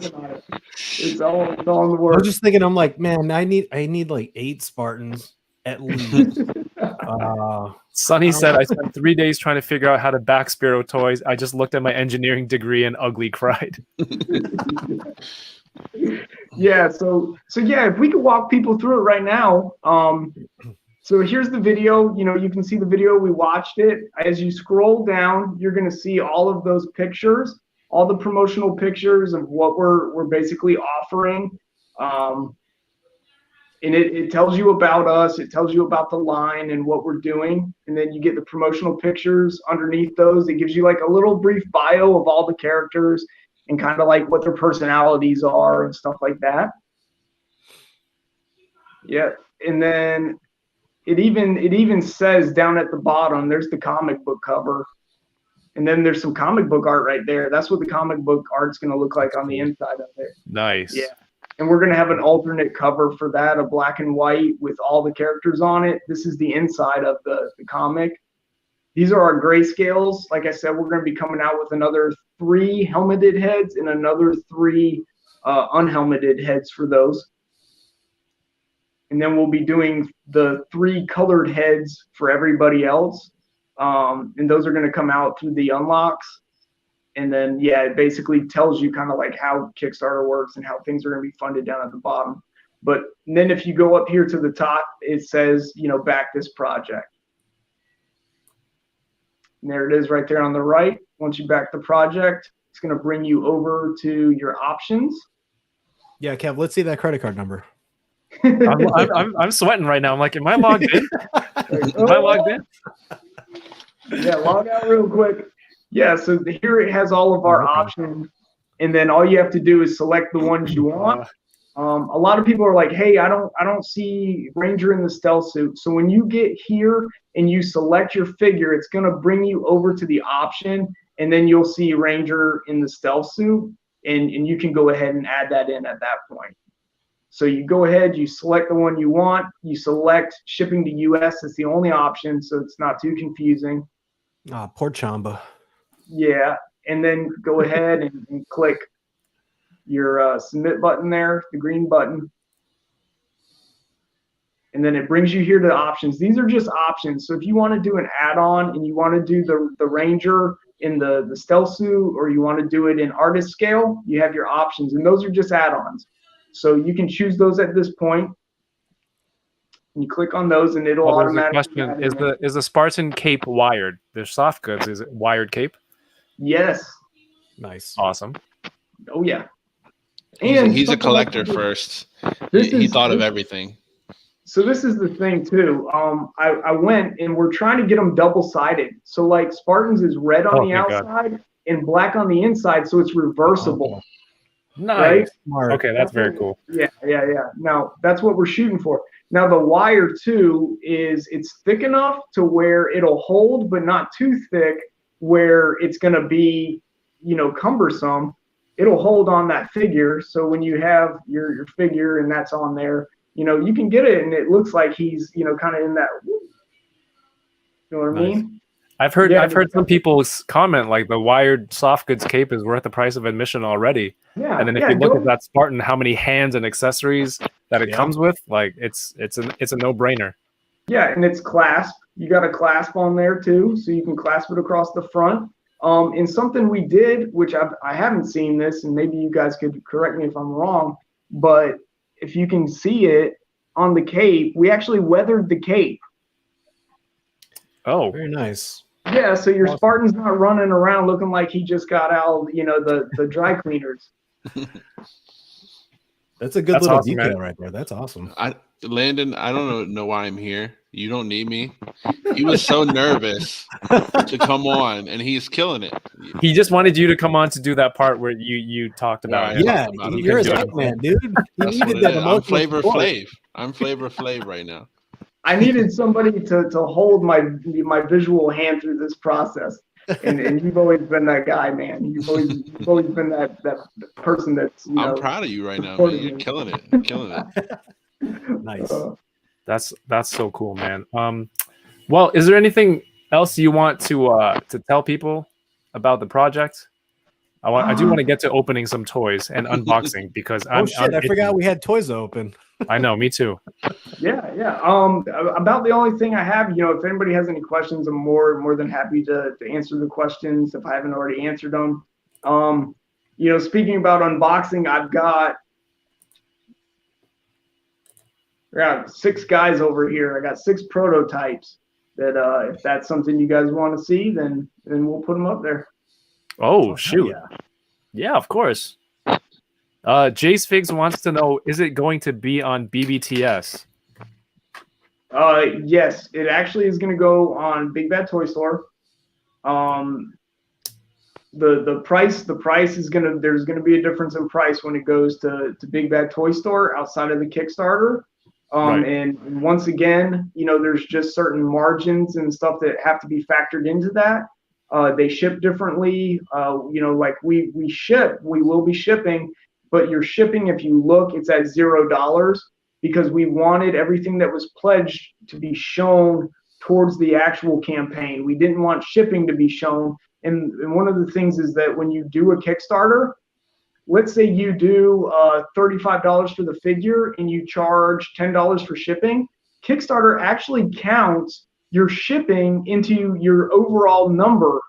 Oh, so you kind of get a false number. So let's say we hit $98,000, and shipping was included, that means I don't have enough to pay for the figures because I'm going to have to now take that money for shipping out of what I actually accrued in the campaign. So to keep that from happening, to get realistic numbers, what we did is we charged $0 for shipping, and then we specified how much the shipping amount was so nobody would be caught off guard. And that'll be charged in backer kit when you get to choose those figures. So that number that you see there is a realistic figure number, like, you know, how close we are in figures towards obtaining that number. All right. Well, if you guys haven't already, follow Invincible Toys on Instagram. You can see right here. The link should be in the description below. You can back the Kickstarter with a link in the description of this video. And if you have any questions, it seems like Landon is very open to answering them for you. All right, go get some prototypes. If you're open to sharing it with us, that would be very cool. I've been waiting a couple days to open this beast. That's a good one. This thing is so freaking heavy compared to your regular Marvel Legends, but I picked it up at Toys R Us earlier this week. How much is the weigh? Dang, I don't have my scale. You know, it reminds me, what were they called when they were actually 12 scale? When they were selling them? Yeah, I remember those. Yeah, they were What do you mean? Legends. They were just the Yeah, they were like ones. Marvel Legends 12-inch. Yeah. Like they were the 12-inch figures. Were they icons? I think they were Marvel Legends icons is what they were called, and they were like that big all the time. I think the icons were like the older ones. Yeah. Yeah. Maybe. Yeah, I just dug one up the other day. I don't know if it's Toy Biz or like early Hasbro for the 12-inch, but I have one of the Punisher ones. Kev? What's that? Where'd you find that? Which? The Stomper. Toys R Us. Ooh. Oh yeah, you guys still got those. Forgot. He's like, what? That's why I gotta bring something to the table. Just go to Toys R Us, man. Oh wait, you guys don't have one. I can buy one for you. They're heavy too. If you want to, I have stuff to ship down to you. From our mutual friend ecollectibles.ca, I got most of the nice. Age of Apocalypse wave. Nice. I got Rogue, Cyclops, Sabretooth, Shadowcat, and Iceman. I'm not going to open everything because that's going to take forever, but you know, I'll open some key pieces. Got the 2099 Marvel Legends retro card Spider-Man. Is he still on the original frame? He is, isn't he? Oh. Yeah. The pizza Spidey Buck. Yep. Yeah. I mean, it wasn't bad, but I would have loved to see him updated. For sure. And I've been looking for a good Woody and Buzz Lightyear set. And I saw the Beast Kingdom one on Amazon. It's a little bit larger, I think. But I grabbed one of those. Hopefully I'll be able to check it out. I know Mike opened it on a previous episode, but he goes through his stuff so fast that I didn't even catch it. So I'm gonna open the You tell Mike he's getting points for that? Nah, if I didn't even know that he got it. All right. How can he get enabler points for it? Mario, you got stuff to open? Yeah. Not my usual like haul. But with appetite, well, this might be main course. Too bad Darius left because I was gonna open this another hot anime babe. Figma. I don't even know her name. She just looks cool. Dude, what are the ones that have the actual guns and like they look like Skullgirls? Oh, the little armory. I forgot what they're called. You have those. Little Armory. Yeah. I think it is Little Armory. But this, so I was telling Kev, or I've mentioned it several times, that I'm dropping Figma, but then I got sucked back in because there's this one artist that collabs with Good Smile Company, and I'm like, you know what? I'm just gonna get his collaborations. So she's part of that artwork, and then I finally got. Oh, sweet. What? Finally, points to Josh. Cyberpunk Robin. That's V Toys? Yeah, It's on the V-Toys buck. Yeah, I think it is V-Toys, right? Yeah, Yeah, that V-Toys. figure is so awesome. That's like when you talk about figures of the year, that is hands down probably at the top 10 for figures of the year. Wow, really? Yeah, Yeah, I mean, it's a get good into buck. that. And then I got this. It's a 6-pack, following the whole 1/18 scale obsession. Josh and I talked about this, but dude, you get 6 figures, and they're supposed to be blind bags, but I have a feeling I'll get each one of them. But I'm interested to see if I get a mystery figure, and then main course. This is not my usual haul. Yet he's still going. This is only 4. Usually there's like 10 things to open. Boom! This bad boy. And Kev, I'm so glad you asked me to come on this show because I couldn't wait till the Enablers episode opened. This big. That's Acid Rain? Yeah. Yeah. I love Acid Rain has been I picked up a couple figures like a few years ago, but ever since they fell under the new who's making Toy Alliance is making them, dude, I've just been all in. So it's been a couple months now where I've just been kind of getting rid of old figures and jumping into Acid Rain. Dude, they're so dope. And they're essentially the same buck, but it's, different color swaps and it feels like different figures. They're so fucking cool. So that's Nice. it. That's all I got, Kev. I forgot that I got a box from our good friend, the 80s baby. Oh yeah. He sent me Shout some out to stuff. Dario. Yeah, shout out to Dario and the Toy Migos. I'm interested in seeing that V-Toys Robin that everyone says it. I think it looks cool, but I don't know. I didn't know enough. I don't know. I just didn't feel like I needed to have it. Is I'm that gonna weird? tell you something. I've got it. I'm an inbox collector, but I knew when I purchased that figure, I was gonna get it out of the box because certain figures I see something in. I guess being somebody who's built figures, and I was like, dude, I gotta get my hands on that. And I opened it up, and it is an amazing figure. Like there's so much there that you will fall in love with when you get into it. Like the details, like the decals on it, like just all the little things, the mobility of the figure, like being able to attach certain things. Like if you can get it, get it. So if you're an inbox collector, how is it safe to assume that the packaging on your line is just going to be like there's extra care in it in terms of design and look and whatnot? Yeah. So basically what we planned is packaging usually runs between $1 to $1.50 to do packaging, and it all depends on what direction you want to go on it.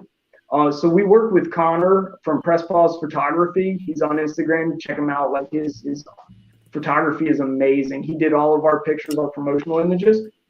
And what we're going to do is we're going to take that box and basically put those images on the back with a bio, and then it's going to have like a cool futuristic kind of design on it. And then it'll have, the open face with all the hands and everything.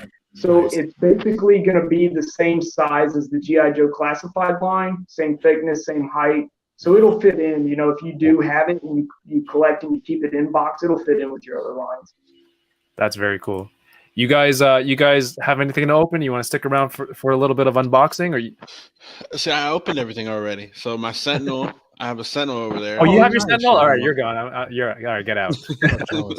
And I collect a lot of vintage. I'm a vintage guy, so usually a lot of that stuff, if it is in box, you don't want to open it, or it's open already. So I feel like I'm unprepared because I know what the show's about. I watch the show, so it's like yeah, I feel like you're like I need to come back for a redemption episode. I just wanted to support. Landon. You're very, very supportive. I think Landon would agree with that. Dang, man. I don't even have an email like me neither, man. FedEx. I don't have anything. My FedEx manager. I know Dan Hu in the UK. They get it through Zavi, and he's getting his. And like, are you really gonna get yours before me or people in America? You want me to show you what he looks like? I can go grab him. Yeah, let's see it. Dude, I want to see the needs. I want to see it. Yeah, bring it out, Seth. I want to see you struggle with that thing. I try to be positive with stuff, but it's getting to the point where like, all right, I'm a little bit annoyed that I don't have my Sentinel yet. And I'm a little bit annoyed, and then I'm starting to feel like I've seen everyone's pictures. I don't even want it anymore when it gets here, and then I'm like, no, wait, I'm just being bitter because I think being a I hater, still do want it. Oh. It's starting to get to me. You know, I try to stay positive with some of this stuff, but it's really getting to me. Gross Fidelity, another Canadian, he got one. I ordered 3 in my order, so Yeah, me too. I think it's the whole batch thing, man. I think the singles are going out first. it's starting to get to me. Doombot 9000 says, "Can't wait for a Galactus." Just give me one Kickstarter at a time. Just give me a Sentinel in hand first. Look at that! Look at the young child. It's a toddler. Like a little toddler. I have good knees, which I'm happy about. Oh, nice. So, But did you see the video that Robo did where all you have to do is pop it out and tighten the screw? yeah. I didn't have to do all that though. Damn. I don't know if that's a consistent problem with everyone. I don't know if that is like a good fix, because how long before that? Well, that they screw said strips the because plastic? they said because the way the knees move, it actually backs out the screw too. So you have to constantly tighten. That's what I've heard on the interwebs. I won't know until I have it myself. It's definitely there's definitely something to have, man. It's really cool. Really cool. Yeah, figure. for sure. I'm excited. And I do have one other thing. I bought this from GameStop. Nice. I've been wanting to open it because the foot is not on there. So I just got to put that back in. What? It's not. Gosh, that sucks. Yeah, so it's just kind of like floating around there. You see Going his on, foot? Paige, welcome. All right, so I'm going to open this. Dario sent me some of the 1,000 Toys synthetic humans. Oh, what? Those are cool. He sent Those that are to cool. you? You sound slight jealous. I am jealous. That's a He sent that badass to figure. you? Yeah. You know what? Screw He's you, too Dario. nice. Dario, Whoa. yes. You put No, other I'm stuff in joking. here. I love Dario. I'm joking. Dario What? is one of the Dario, most come on. unselfish people. Holy know. shit. I'm about to tell you how unselfish he is right now, okay? He added in... Oh, No. dope. Oh, Dario, damn, Dario, you're the man. I recently had the pleasure. He came to Florida, and we met up. It was really cool to meet him in person. And more of these. Let's go, condoms. I give those to my kids. They have a field day with them. Oh my god, dude! I gotta say, sorry, Kev. Don't mean to take your spotlight, but I just opened up this Robin figure. It smells like ass in this box. Holy shit! Whoa! And what was that figure, Mario, you were showing earlier with the helmet and the cloth goods? Oh, my Rude Boy custom. Yeah, I'll pull it up really quick. No, because Landon was talking about time and how much these customs cost, and I was gonna just say this single custom, just parts alone, costs around like $300. Yeah. Really? So, yeah, well, it's on a Mezco buck. Oh, there I'm you sure go. Gotcha. I'm sure I could have picked a different buck. Yeah, you could get the VC Toys buck, right? Well, He got a used lot of those now. Mezco black costume Spideys. Yeah, I picked up like 8 of those. But this guy is on the V Toys buck, Okay. Yeah. so he's a little bit beefier, and that was my only gripe with the V Toys buck is They have a skinny buck, don't they? Don't they have a skinny version? yeah. Well, they will come out with a skinny version, and then also a female buck as well. So that's why I decided I'm like, all right, I'll pull the trigger on this Cyberpunk Robin just to see. So what happened was a few months ago, the was it cybernetic? What's the thing called? Cybernetic human? Synthetic. Yep. Synthetic human. The female one dropped for the pre-order while we were on stream. Yeah. And everyone ordered a bunch, and I'm like, I don't have this one because I just was never interested in it. And then Dario's like, oh, I got a bunch from, I don't even know where he said he got it from. No, you know what? He got these from Fry's Electronics at $30 a pop. So I don't feel Whoa. Those things, Well, regardless, those things are like $100. Yeah. super nice of him. I've never handled one of these toys, but I've heard a lot of people are like, "Yo, this is like the best action figure." Posability and whatnot. But holding it in hand right now, like, You know what would go good with those? Some futuristic combat soldiers. Yep. yeah, this is like some I am Legend? iRobot.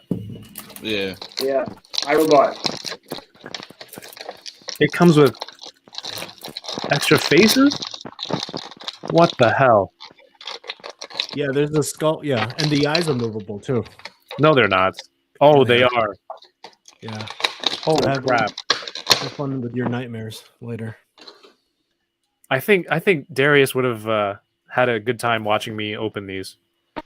Yeah, Darius has like fucking 20 of those things. This is sick. Look at this. So did you get the female one then or no? Yeah, I you pre-ordered 2 of them. Yeah, that's right. Good. Now you only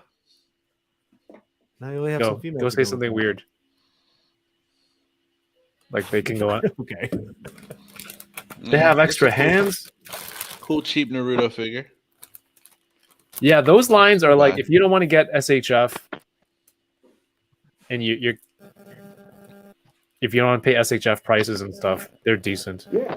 Man, the One Piece figures are actually really, really nice. Like the swords, they actually make all the swords that they carry, and they look like them. They have sheaths for the swords. The details are really nice on the One Piece ones.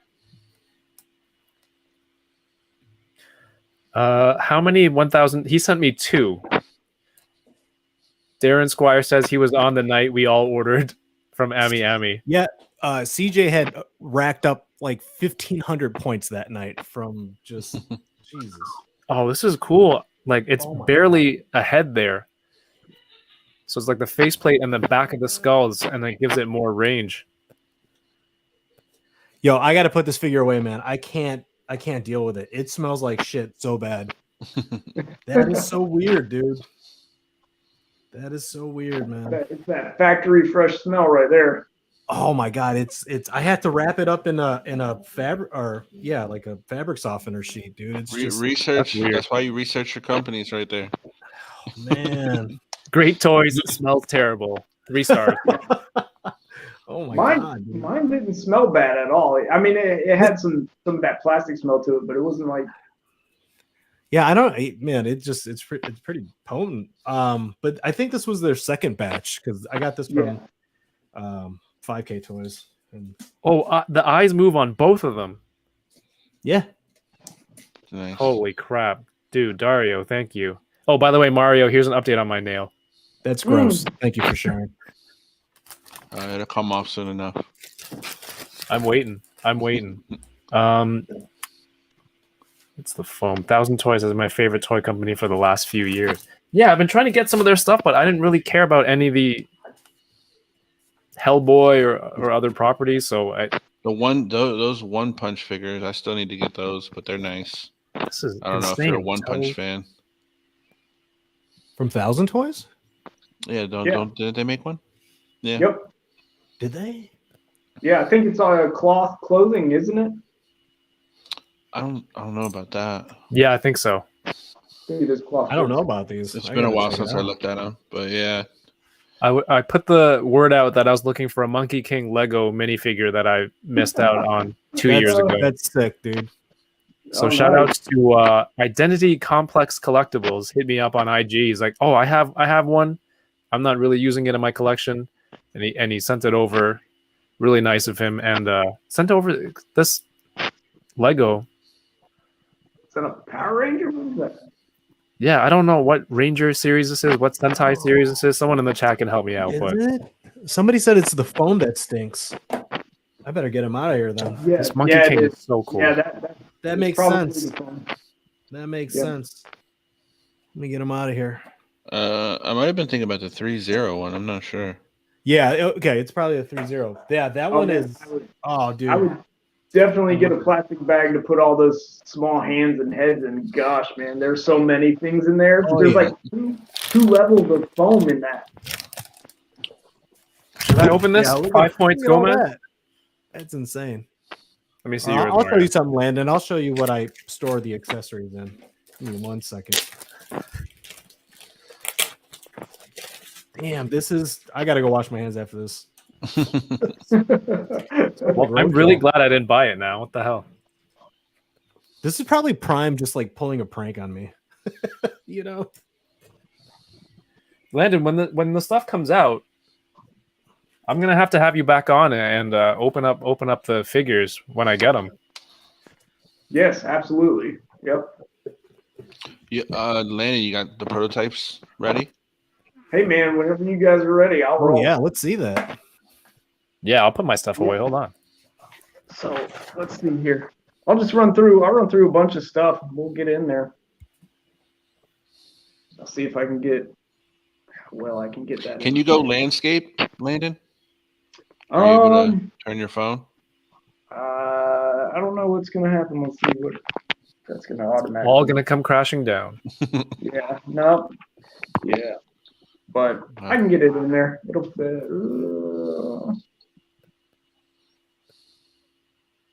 Nice. Yeah, that's essentially what you're getting. You know, that's the closest you're gonna see to what you're getting. Yeah, and it's I mean, we're trying to get them in there on the phone as best we can. But yeah, there's all the hands, the head, the hats, the extra heads, all the weapons. I'll just go through them all really quick, and then we'll. Ooh, what's I'll the pull up alternate some- head on the cowboy? What's that on the head? The alternate head on the cowboy, is it just a different expression? Okay, so the alternate head you actually have, and so the goal was to give everybody a helmeted head and an Right. unhelmeted head. So cowboy, because he was wearing a hat, we went with like a rebreather mask because he's out in the desert and stuff like that. So yeah, his in this rebreather mask is it's gorgeous. Oh wow. Oh, there we go. I'm like all sideways and stuff. You can pop that head on a Sub-Zero body. And I'll actually show you something kind of neat right here. Seth, just let him know when he needs to stop showing stuff off. Yeah. No, this is all in the Kickstarter, so it's safe. Yeah, this is all stuff. So this is kind of neat too, right you here. can tell his excitement. Yeah, look, this is the gung ho body. Oh, And that then fits it's nice. Yeah, he actually has now that sword. You haven't seen that sword. It's not in any of these campaigns. But in that head, it might sit a little big right now. What we're doing is we're working the ball peg to fit on the same. It's going to have the same circumference as these larger GI Joes. So you'll be able to trade those out, and that head will be shrunken down just a little bit because it'll scale down. But you can actually see that on there. So boom, you got so many Nice. customizable options now. Let's see here. Can't find my knife. All right, I'm gonna open this Agent Gomez. Yeah. There's Spartan there. That shield is beautiful, man. Yeah, this is pretty neat. So here's the translucent power shields. And then we'll put something, you can actually see. That's sick. Yeah, I love these energy weapons, and something that's kind of cool is, so everything is done, and this is part of our weapons pack. So our weapons pack is going to be in the translucent blue because I figured that was kind of a neutral color that everybody could get behind. And everything is going to be done in that translucent plastic, but the only thing that's actually going to be translucent on it is that blade. So it's going to have that charged energy look all Along the time. the blade. Yeah. Awesome. Yep. So that's something that's different. I've never seen that done before where, somebody has actually done that with the translucents. Let's see who showed you guys the capes. Tyler says he needs that blade. Somebody get him that blade. Tyler, yeah. Well, Tyler can get those enough. And like I said, we're going to be working those in, and it's going to be in the weapons pack. I'll show you guys what the weapons pack is going to look like here. There's the Spec Ops. Let's see. Throw the Monkey King head on that one. Boom. Yep, there you go. Heck yeah. Actually, I think the monkey head would look good on one of our other on the Hercules figure. I think that would look legit. There's no Hercules figure. What are you talking about? Yeah, what are you talking about, Landon? Yeah, I think you meant the Spartan. No, the Spartan looks. I think that would work because the red and gold are kind of the same themes. That cape too. Yeah, for sure. So there's he's showing you the weapons pack, which is more than likely going to be our first stretch goal after the top secret figure that we can't talk about. What you would get is you're going to get the sniper rifle. You're going to get the samurai sword.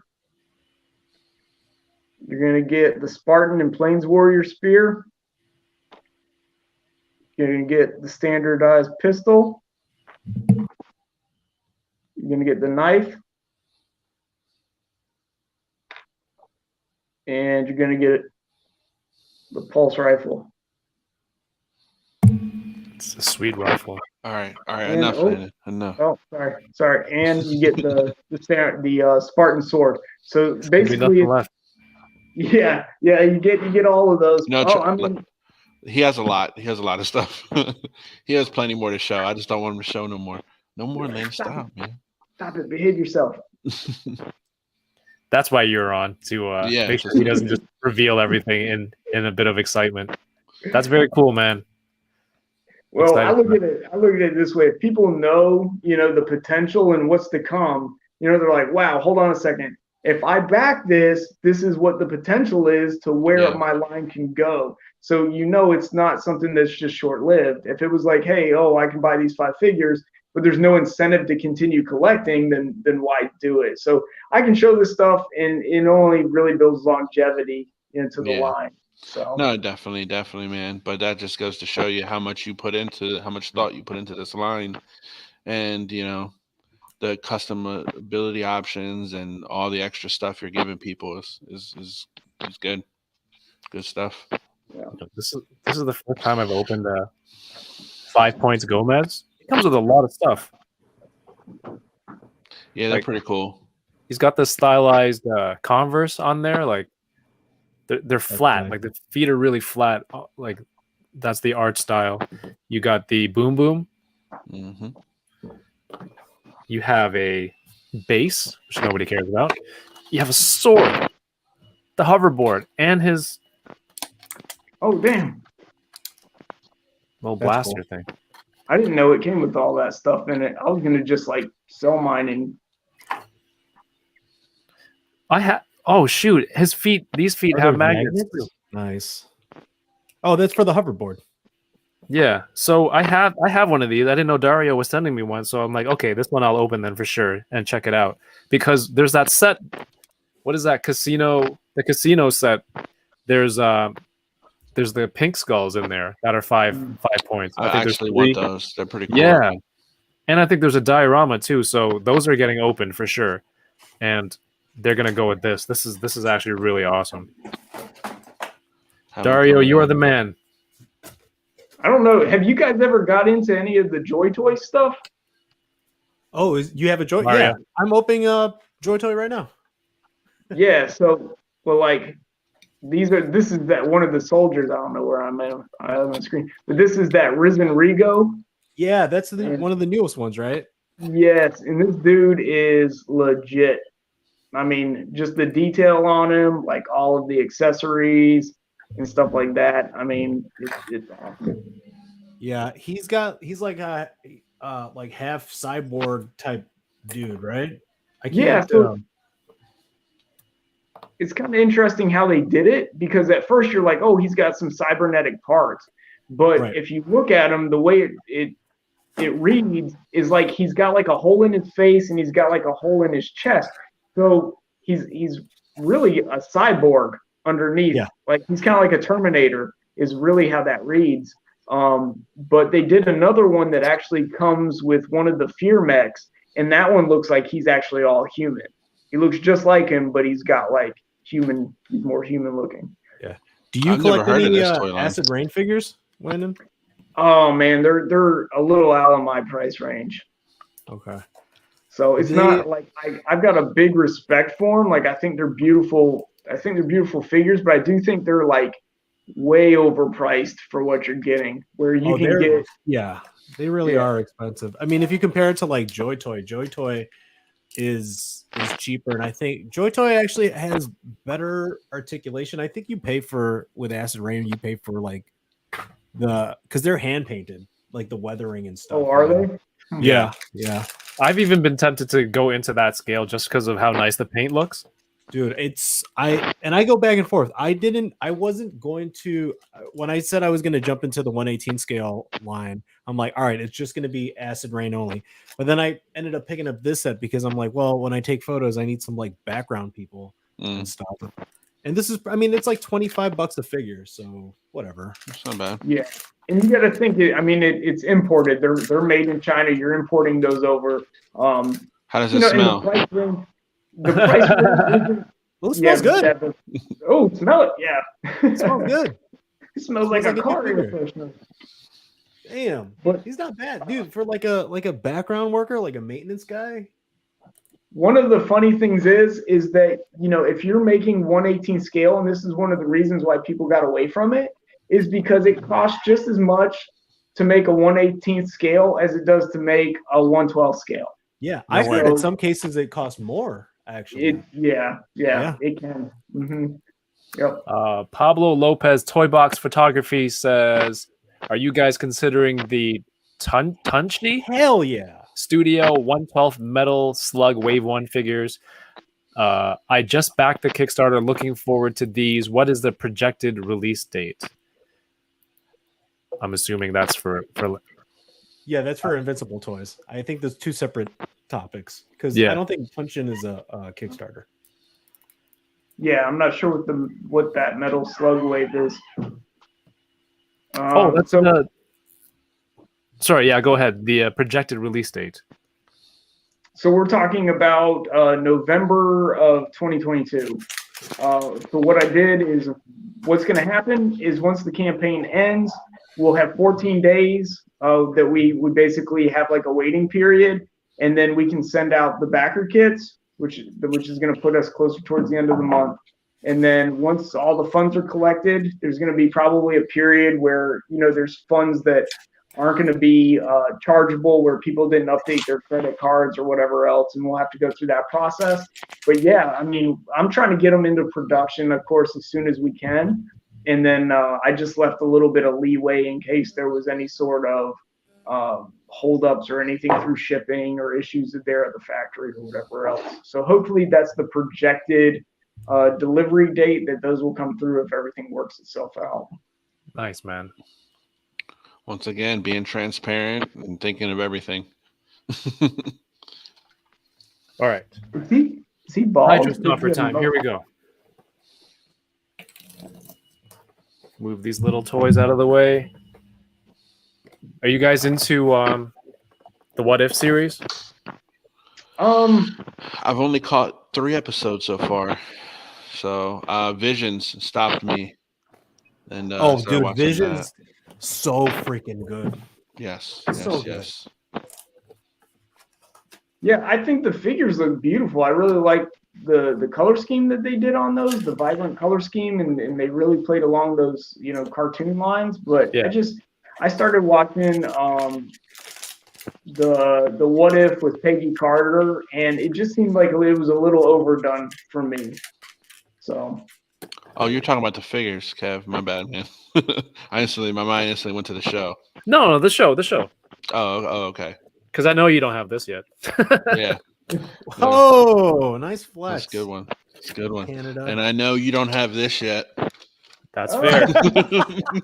Yours is bigger. Yo, he got you, dude. Yours is bigger. Well played, Seth. Here we go. Damn. I mean, it's a big ass robot. Hold on, let me mute myself. I mean, yeah, you do got a big ass robot. It might not be the Sentinel, but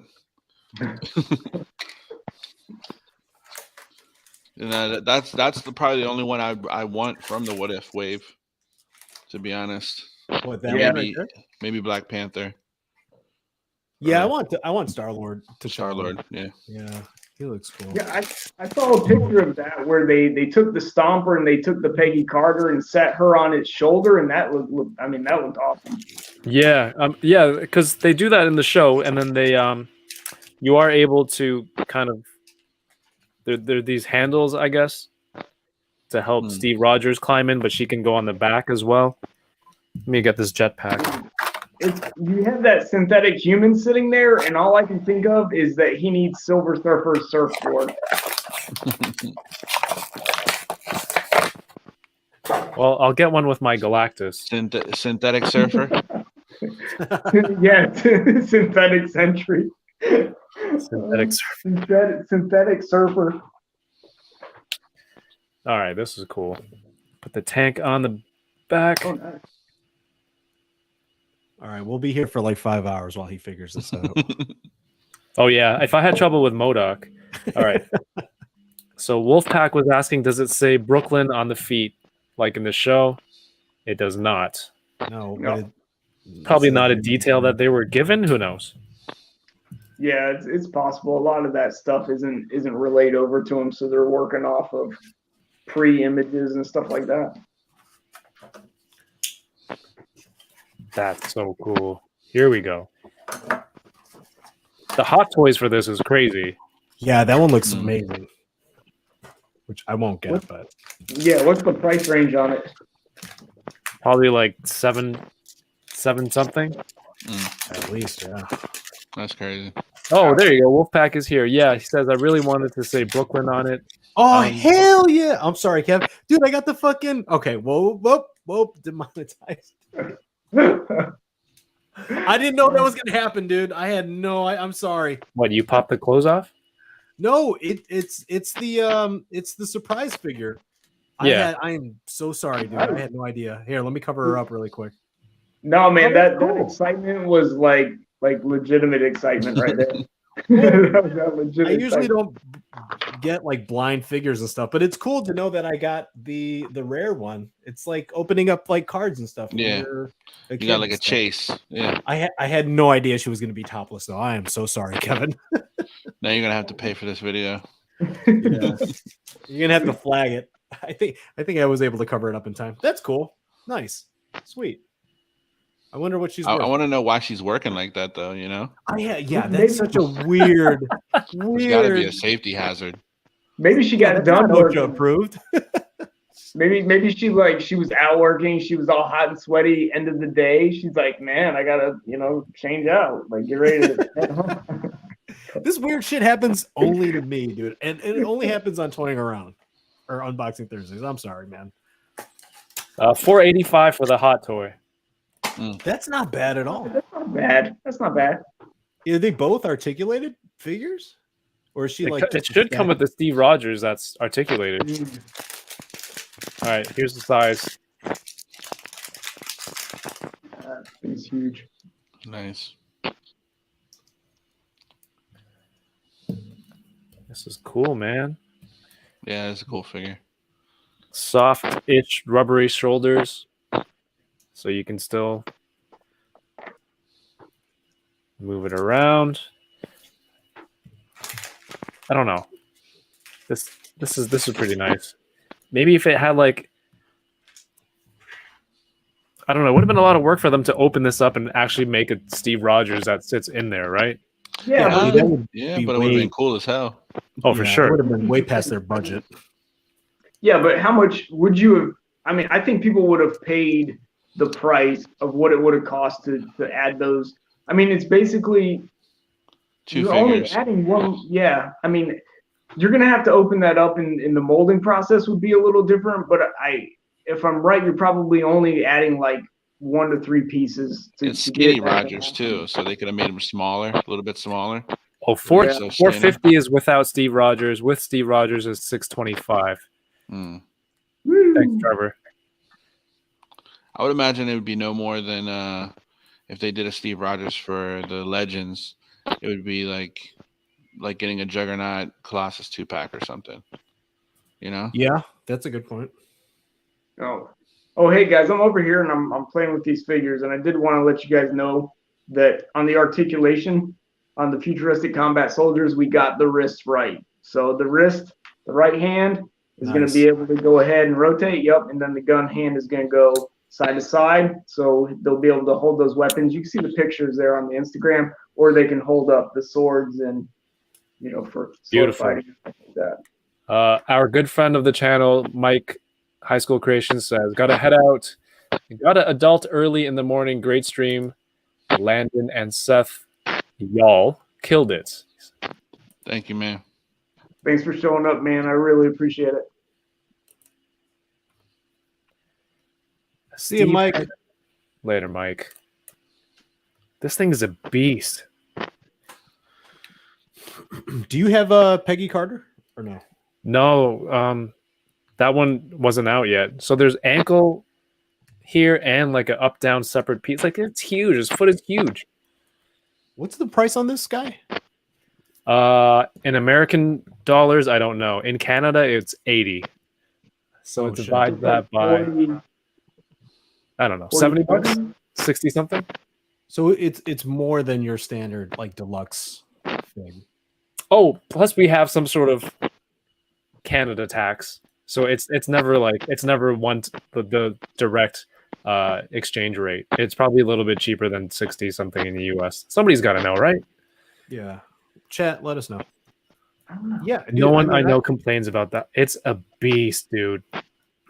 I'd be happy to pay a little bit more for Legends if they, added a few more things. Like this guy, yeah, I'd pay 60 for that for sure. Didn't they make the Hulk Buster with the opening, and all it was a head? You just popped open the cavity and it didn't even fit a figure. It was just a head that fit in there. I don't see why they couldn't have done that. I think that was the old Toy Biz one, if I remember. Is that the Toy Biz one? I don't recall Hasbro doing a Hasbro didn't do it. The Build-A-Figure did not. You get them on you can pre-order them on Big Bad for $55.99. Oh, really? There you go. Yep, GameStop has them for $50, free shipping. Okay, so standard deluxe price then. Aren't deluxes a little bit like, when you say deluxe, you mean like MODOK or? Yeah, MODOK. Yeah, those deluxe figures are a little more expensive. And then MODOK's now like $30. Yeah, but there you go. So on GameStop 50 right now. You can pre-order. Yeah, look at this. You can pour it in the. Oh, nice. Sonny says Surtur is $52.99. Probably same for. Oh, here. Ah! I was testing how far he could look up for this flight pose. How shocked would you have been if you just seen like a little Steve Rogers head in the neck hole? Yeah, right. That'd be hilarious. Yeah, Surtur is. I want to get that Surtur not because of Thor. I was watching Lord of the Rings again today, and I feel like it could double as a Balrog. So I've been looking for a Gandalf the Grey from Toy Biz. Oh, and that would get me. I'm surprised like how expensive those things are now. Like, really? Yeah, I mean last time I looked at them, they were pretty pricey, depending on which ones you were getting. But I think anything with those horses is expensive. Yeah, because horses are sought after. But like or maybe like some of the box sets, or depending on the characters. But from what I was looking at today, things are generally pretty cheap.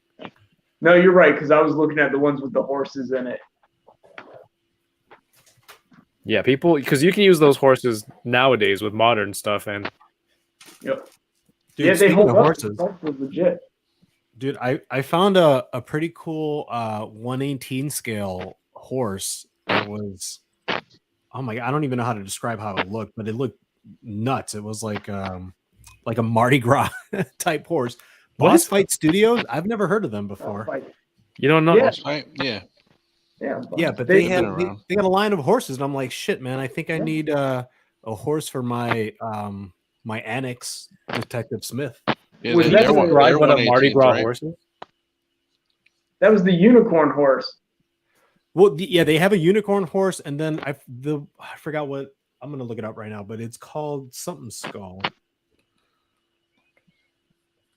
And BBTS has it for like $39. I'm like, shit, man, that might be worth it. Mardi Gras horse. Just get this Mythic Legions. It's no, that doesn't work for the Annex figures, man. It's a 110 scale. I need 118.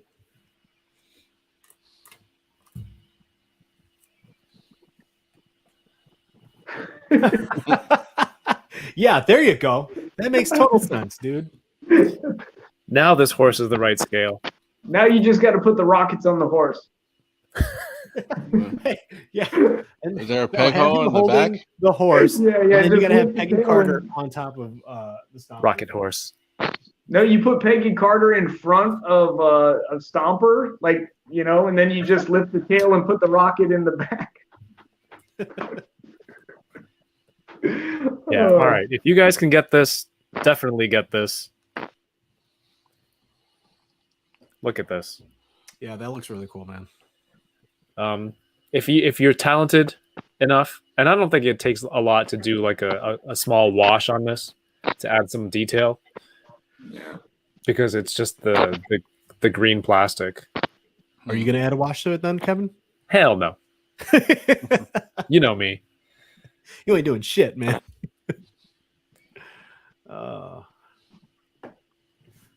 Yeah, having those artist proof heads is not something that's for me, but I get who it's for and who it's would for like me, it. baby. Exactly. So I want that so bad.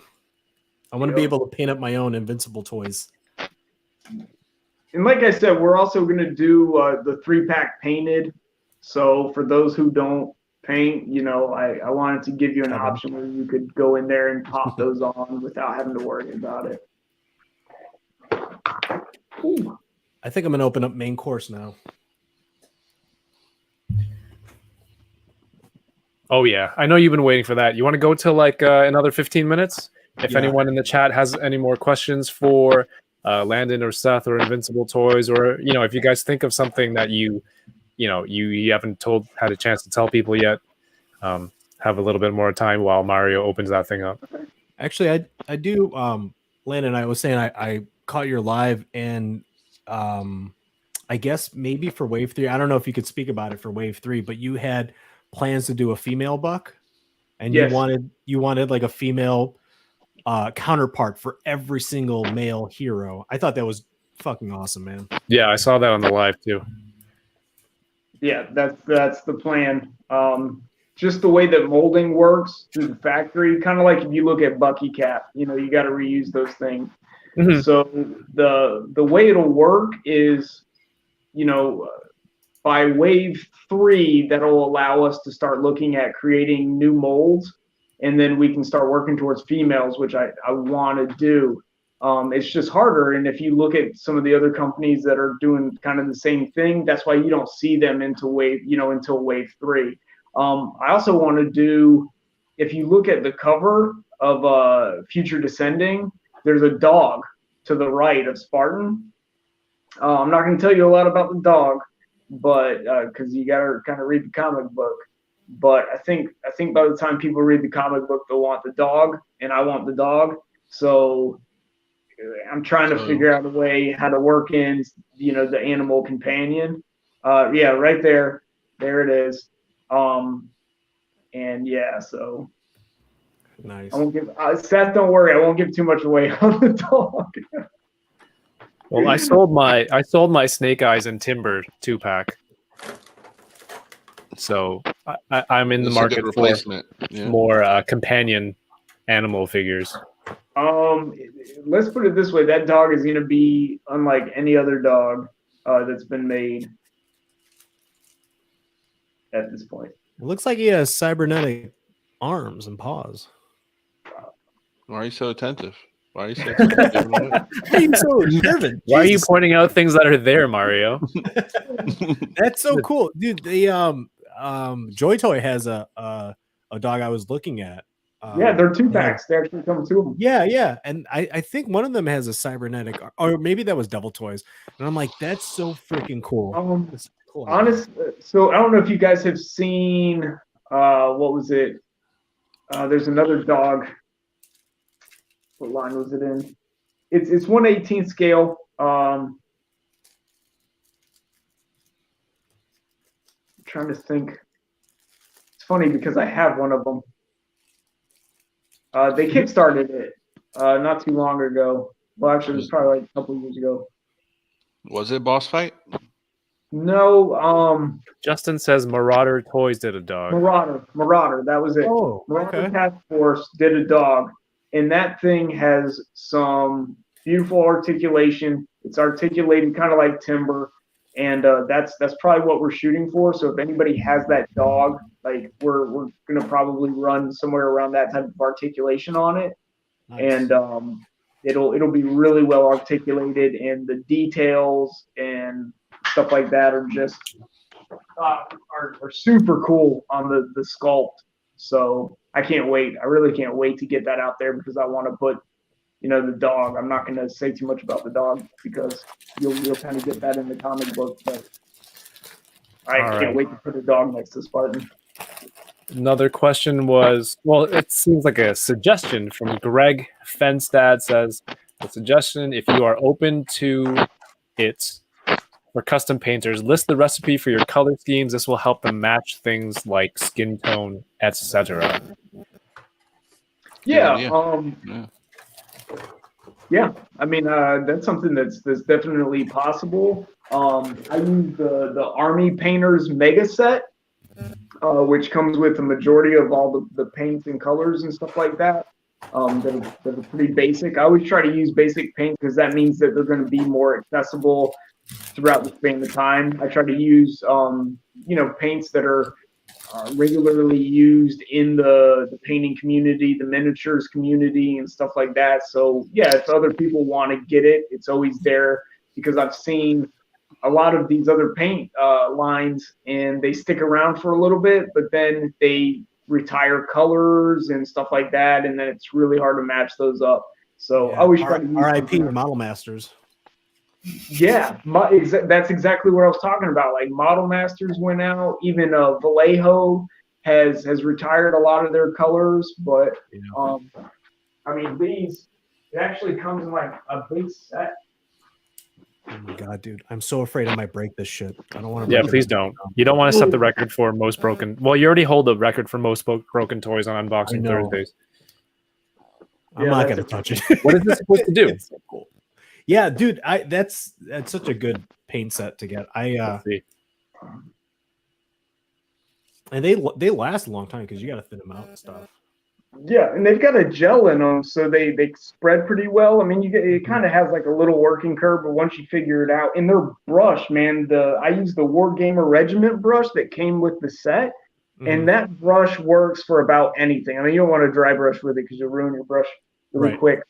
But as far as like detailing, just like coverage and stuff, like I'll take it and I'll use it for like maybe the armor, and then I can go right in and paint in eyebrows and eyes and pupils and stuff like that. So it's like, yeah, it's a great brush. I mean, once I'm like, man, I hope I can keep this brush for a while because, I'd hate to end up having to get another one. But dude, what was the first figure that you customized, Landon? I believe it was a Tom Cruise Last Samurai figure. What? Well, I was hoping you'd say Jerry Maguire figure. I'd be like, hell yeah. Is there even one? No. I think that no. You know what? I'm lying. Like my first legitimate one where I was like really where I took the time to like learn and watch videos on it was probably that Last Samurai figure. I did an Archangel Michael that actually did really well on eBay when I ended up selling it. The plan was we were going to make like a whole Archangel series. Nice. And that one did really well. And probably like back when I was in elementary school, I started customizing, and I would always take my figures and rip them apart and put them back together. And I would have like that like craft paint that came in the little plastic containers, and I would paint them up. So one of the ones I remember was I had this Hulk Buster from Toy Biz, and I had a Kane figure. So I popped the head off of that and I put it on the Hulk Buster, and I painted it green and purple, and I was gonna submit that to Toy Fair back when they showed their custom figures. And that was like, my dream. It was always like to get featured on one of those things and to make figures. And that was big time, when they still had that magazine up. So yeah, that was probably like one of the first figures I ever actually customized. And my mom would yell at me all the time because I was always ruining my pictures. Fun fact, I have that Instagram handle, so I will feature you on the Toy Fair magazine Instagram page if you want. There you go. Nice. Awesome. I'm making dreams happen, man. Hey, all the deals are made on here. All the good deals are made on Unboxing Thursdays. Unboxing Thursdays. We got like 5 more minutes. I just want to, put it out there again, remind people, like, who's this? Blood Beast Seb says, "Hey guys, it's been real. Congrats, Landon and Invincible Toys. Just backed. Have fun, y'all." So thank you. So that's awesome. I've heard a lot. I've seen a lot of comments tonight of people saying that they're backing it now. Yeah, I think everybody who's backed it. it. If you would like to get in on the early bird, you have about 30 minutes left to do so. But if not, this Kickstarter will be running until October 26th. You can follow Invincible_Toys on Instagram. And if you're ordering in Canada, you can order from ecollectibles.ca. Anything else that I may have missed? Yeah, so one of the things is a lot of times when you look at the analytics on these Kickstarters, what will happen is you'll have a big spike at the beginning where everybody gets in on it, they see it, and they have the hype. And then you'll kind of have a lull through the center, and then you'll have another spike towards the end.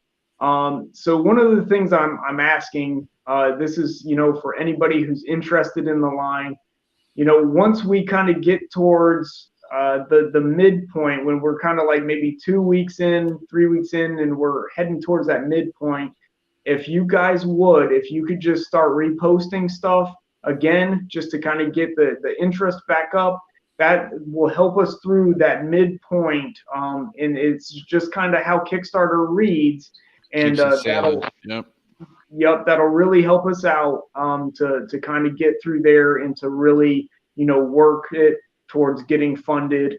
And it's just a big help. So if you guys could do that, that would be greatly appreciated. And to everybody who has contacted me, to everybody who has funded or done their pledge, and this is one thing, whether it's $1, whether it's a post, whether you went and you just bought the comic or you bought 8 figures, to me, it doesn't matter. I appreciate the fact that you're even following it. You don't have to purchase anything. If you posted this, I want to say thank you. I want to say thank you for everything that everybody has done. And if I can, I always try to reach out to everybody, write a thank you, talk to you for a little bit. If you want to talk to me, get up with me on Instagram. I'll be more than happy to answer questions. If you need help with stuff, if you're looking maybe to do something in your own line and you have ideas and you just need help, or you want some answers to something, get up with me. I'll be more than happy to help you out. That's awesome. Mario, that was for you. Yeah, I know. I was immediately thinking Mike and I will be in your DMs immediately. And to just add to that, like I said, you do not get charged until the end of the Kickstarter. If you do happen to change your mind at the end, which I don't think you will, you don't get charged to the very end.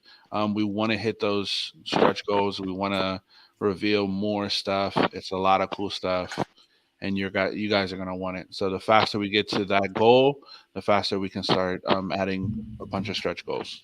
Yeah, you don't pay until it closes. So help get those numbers up. There's a bunch of stretch goals.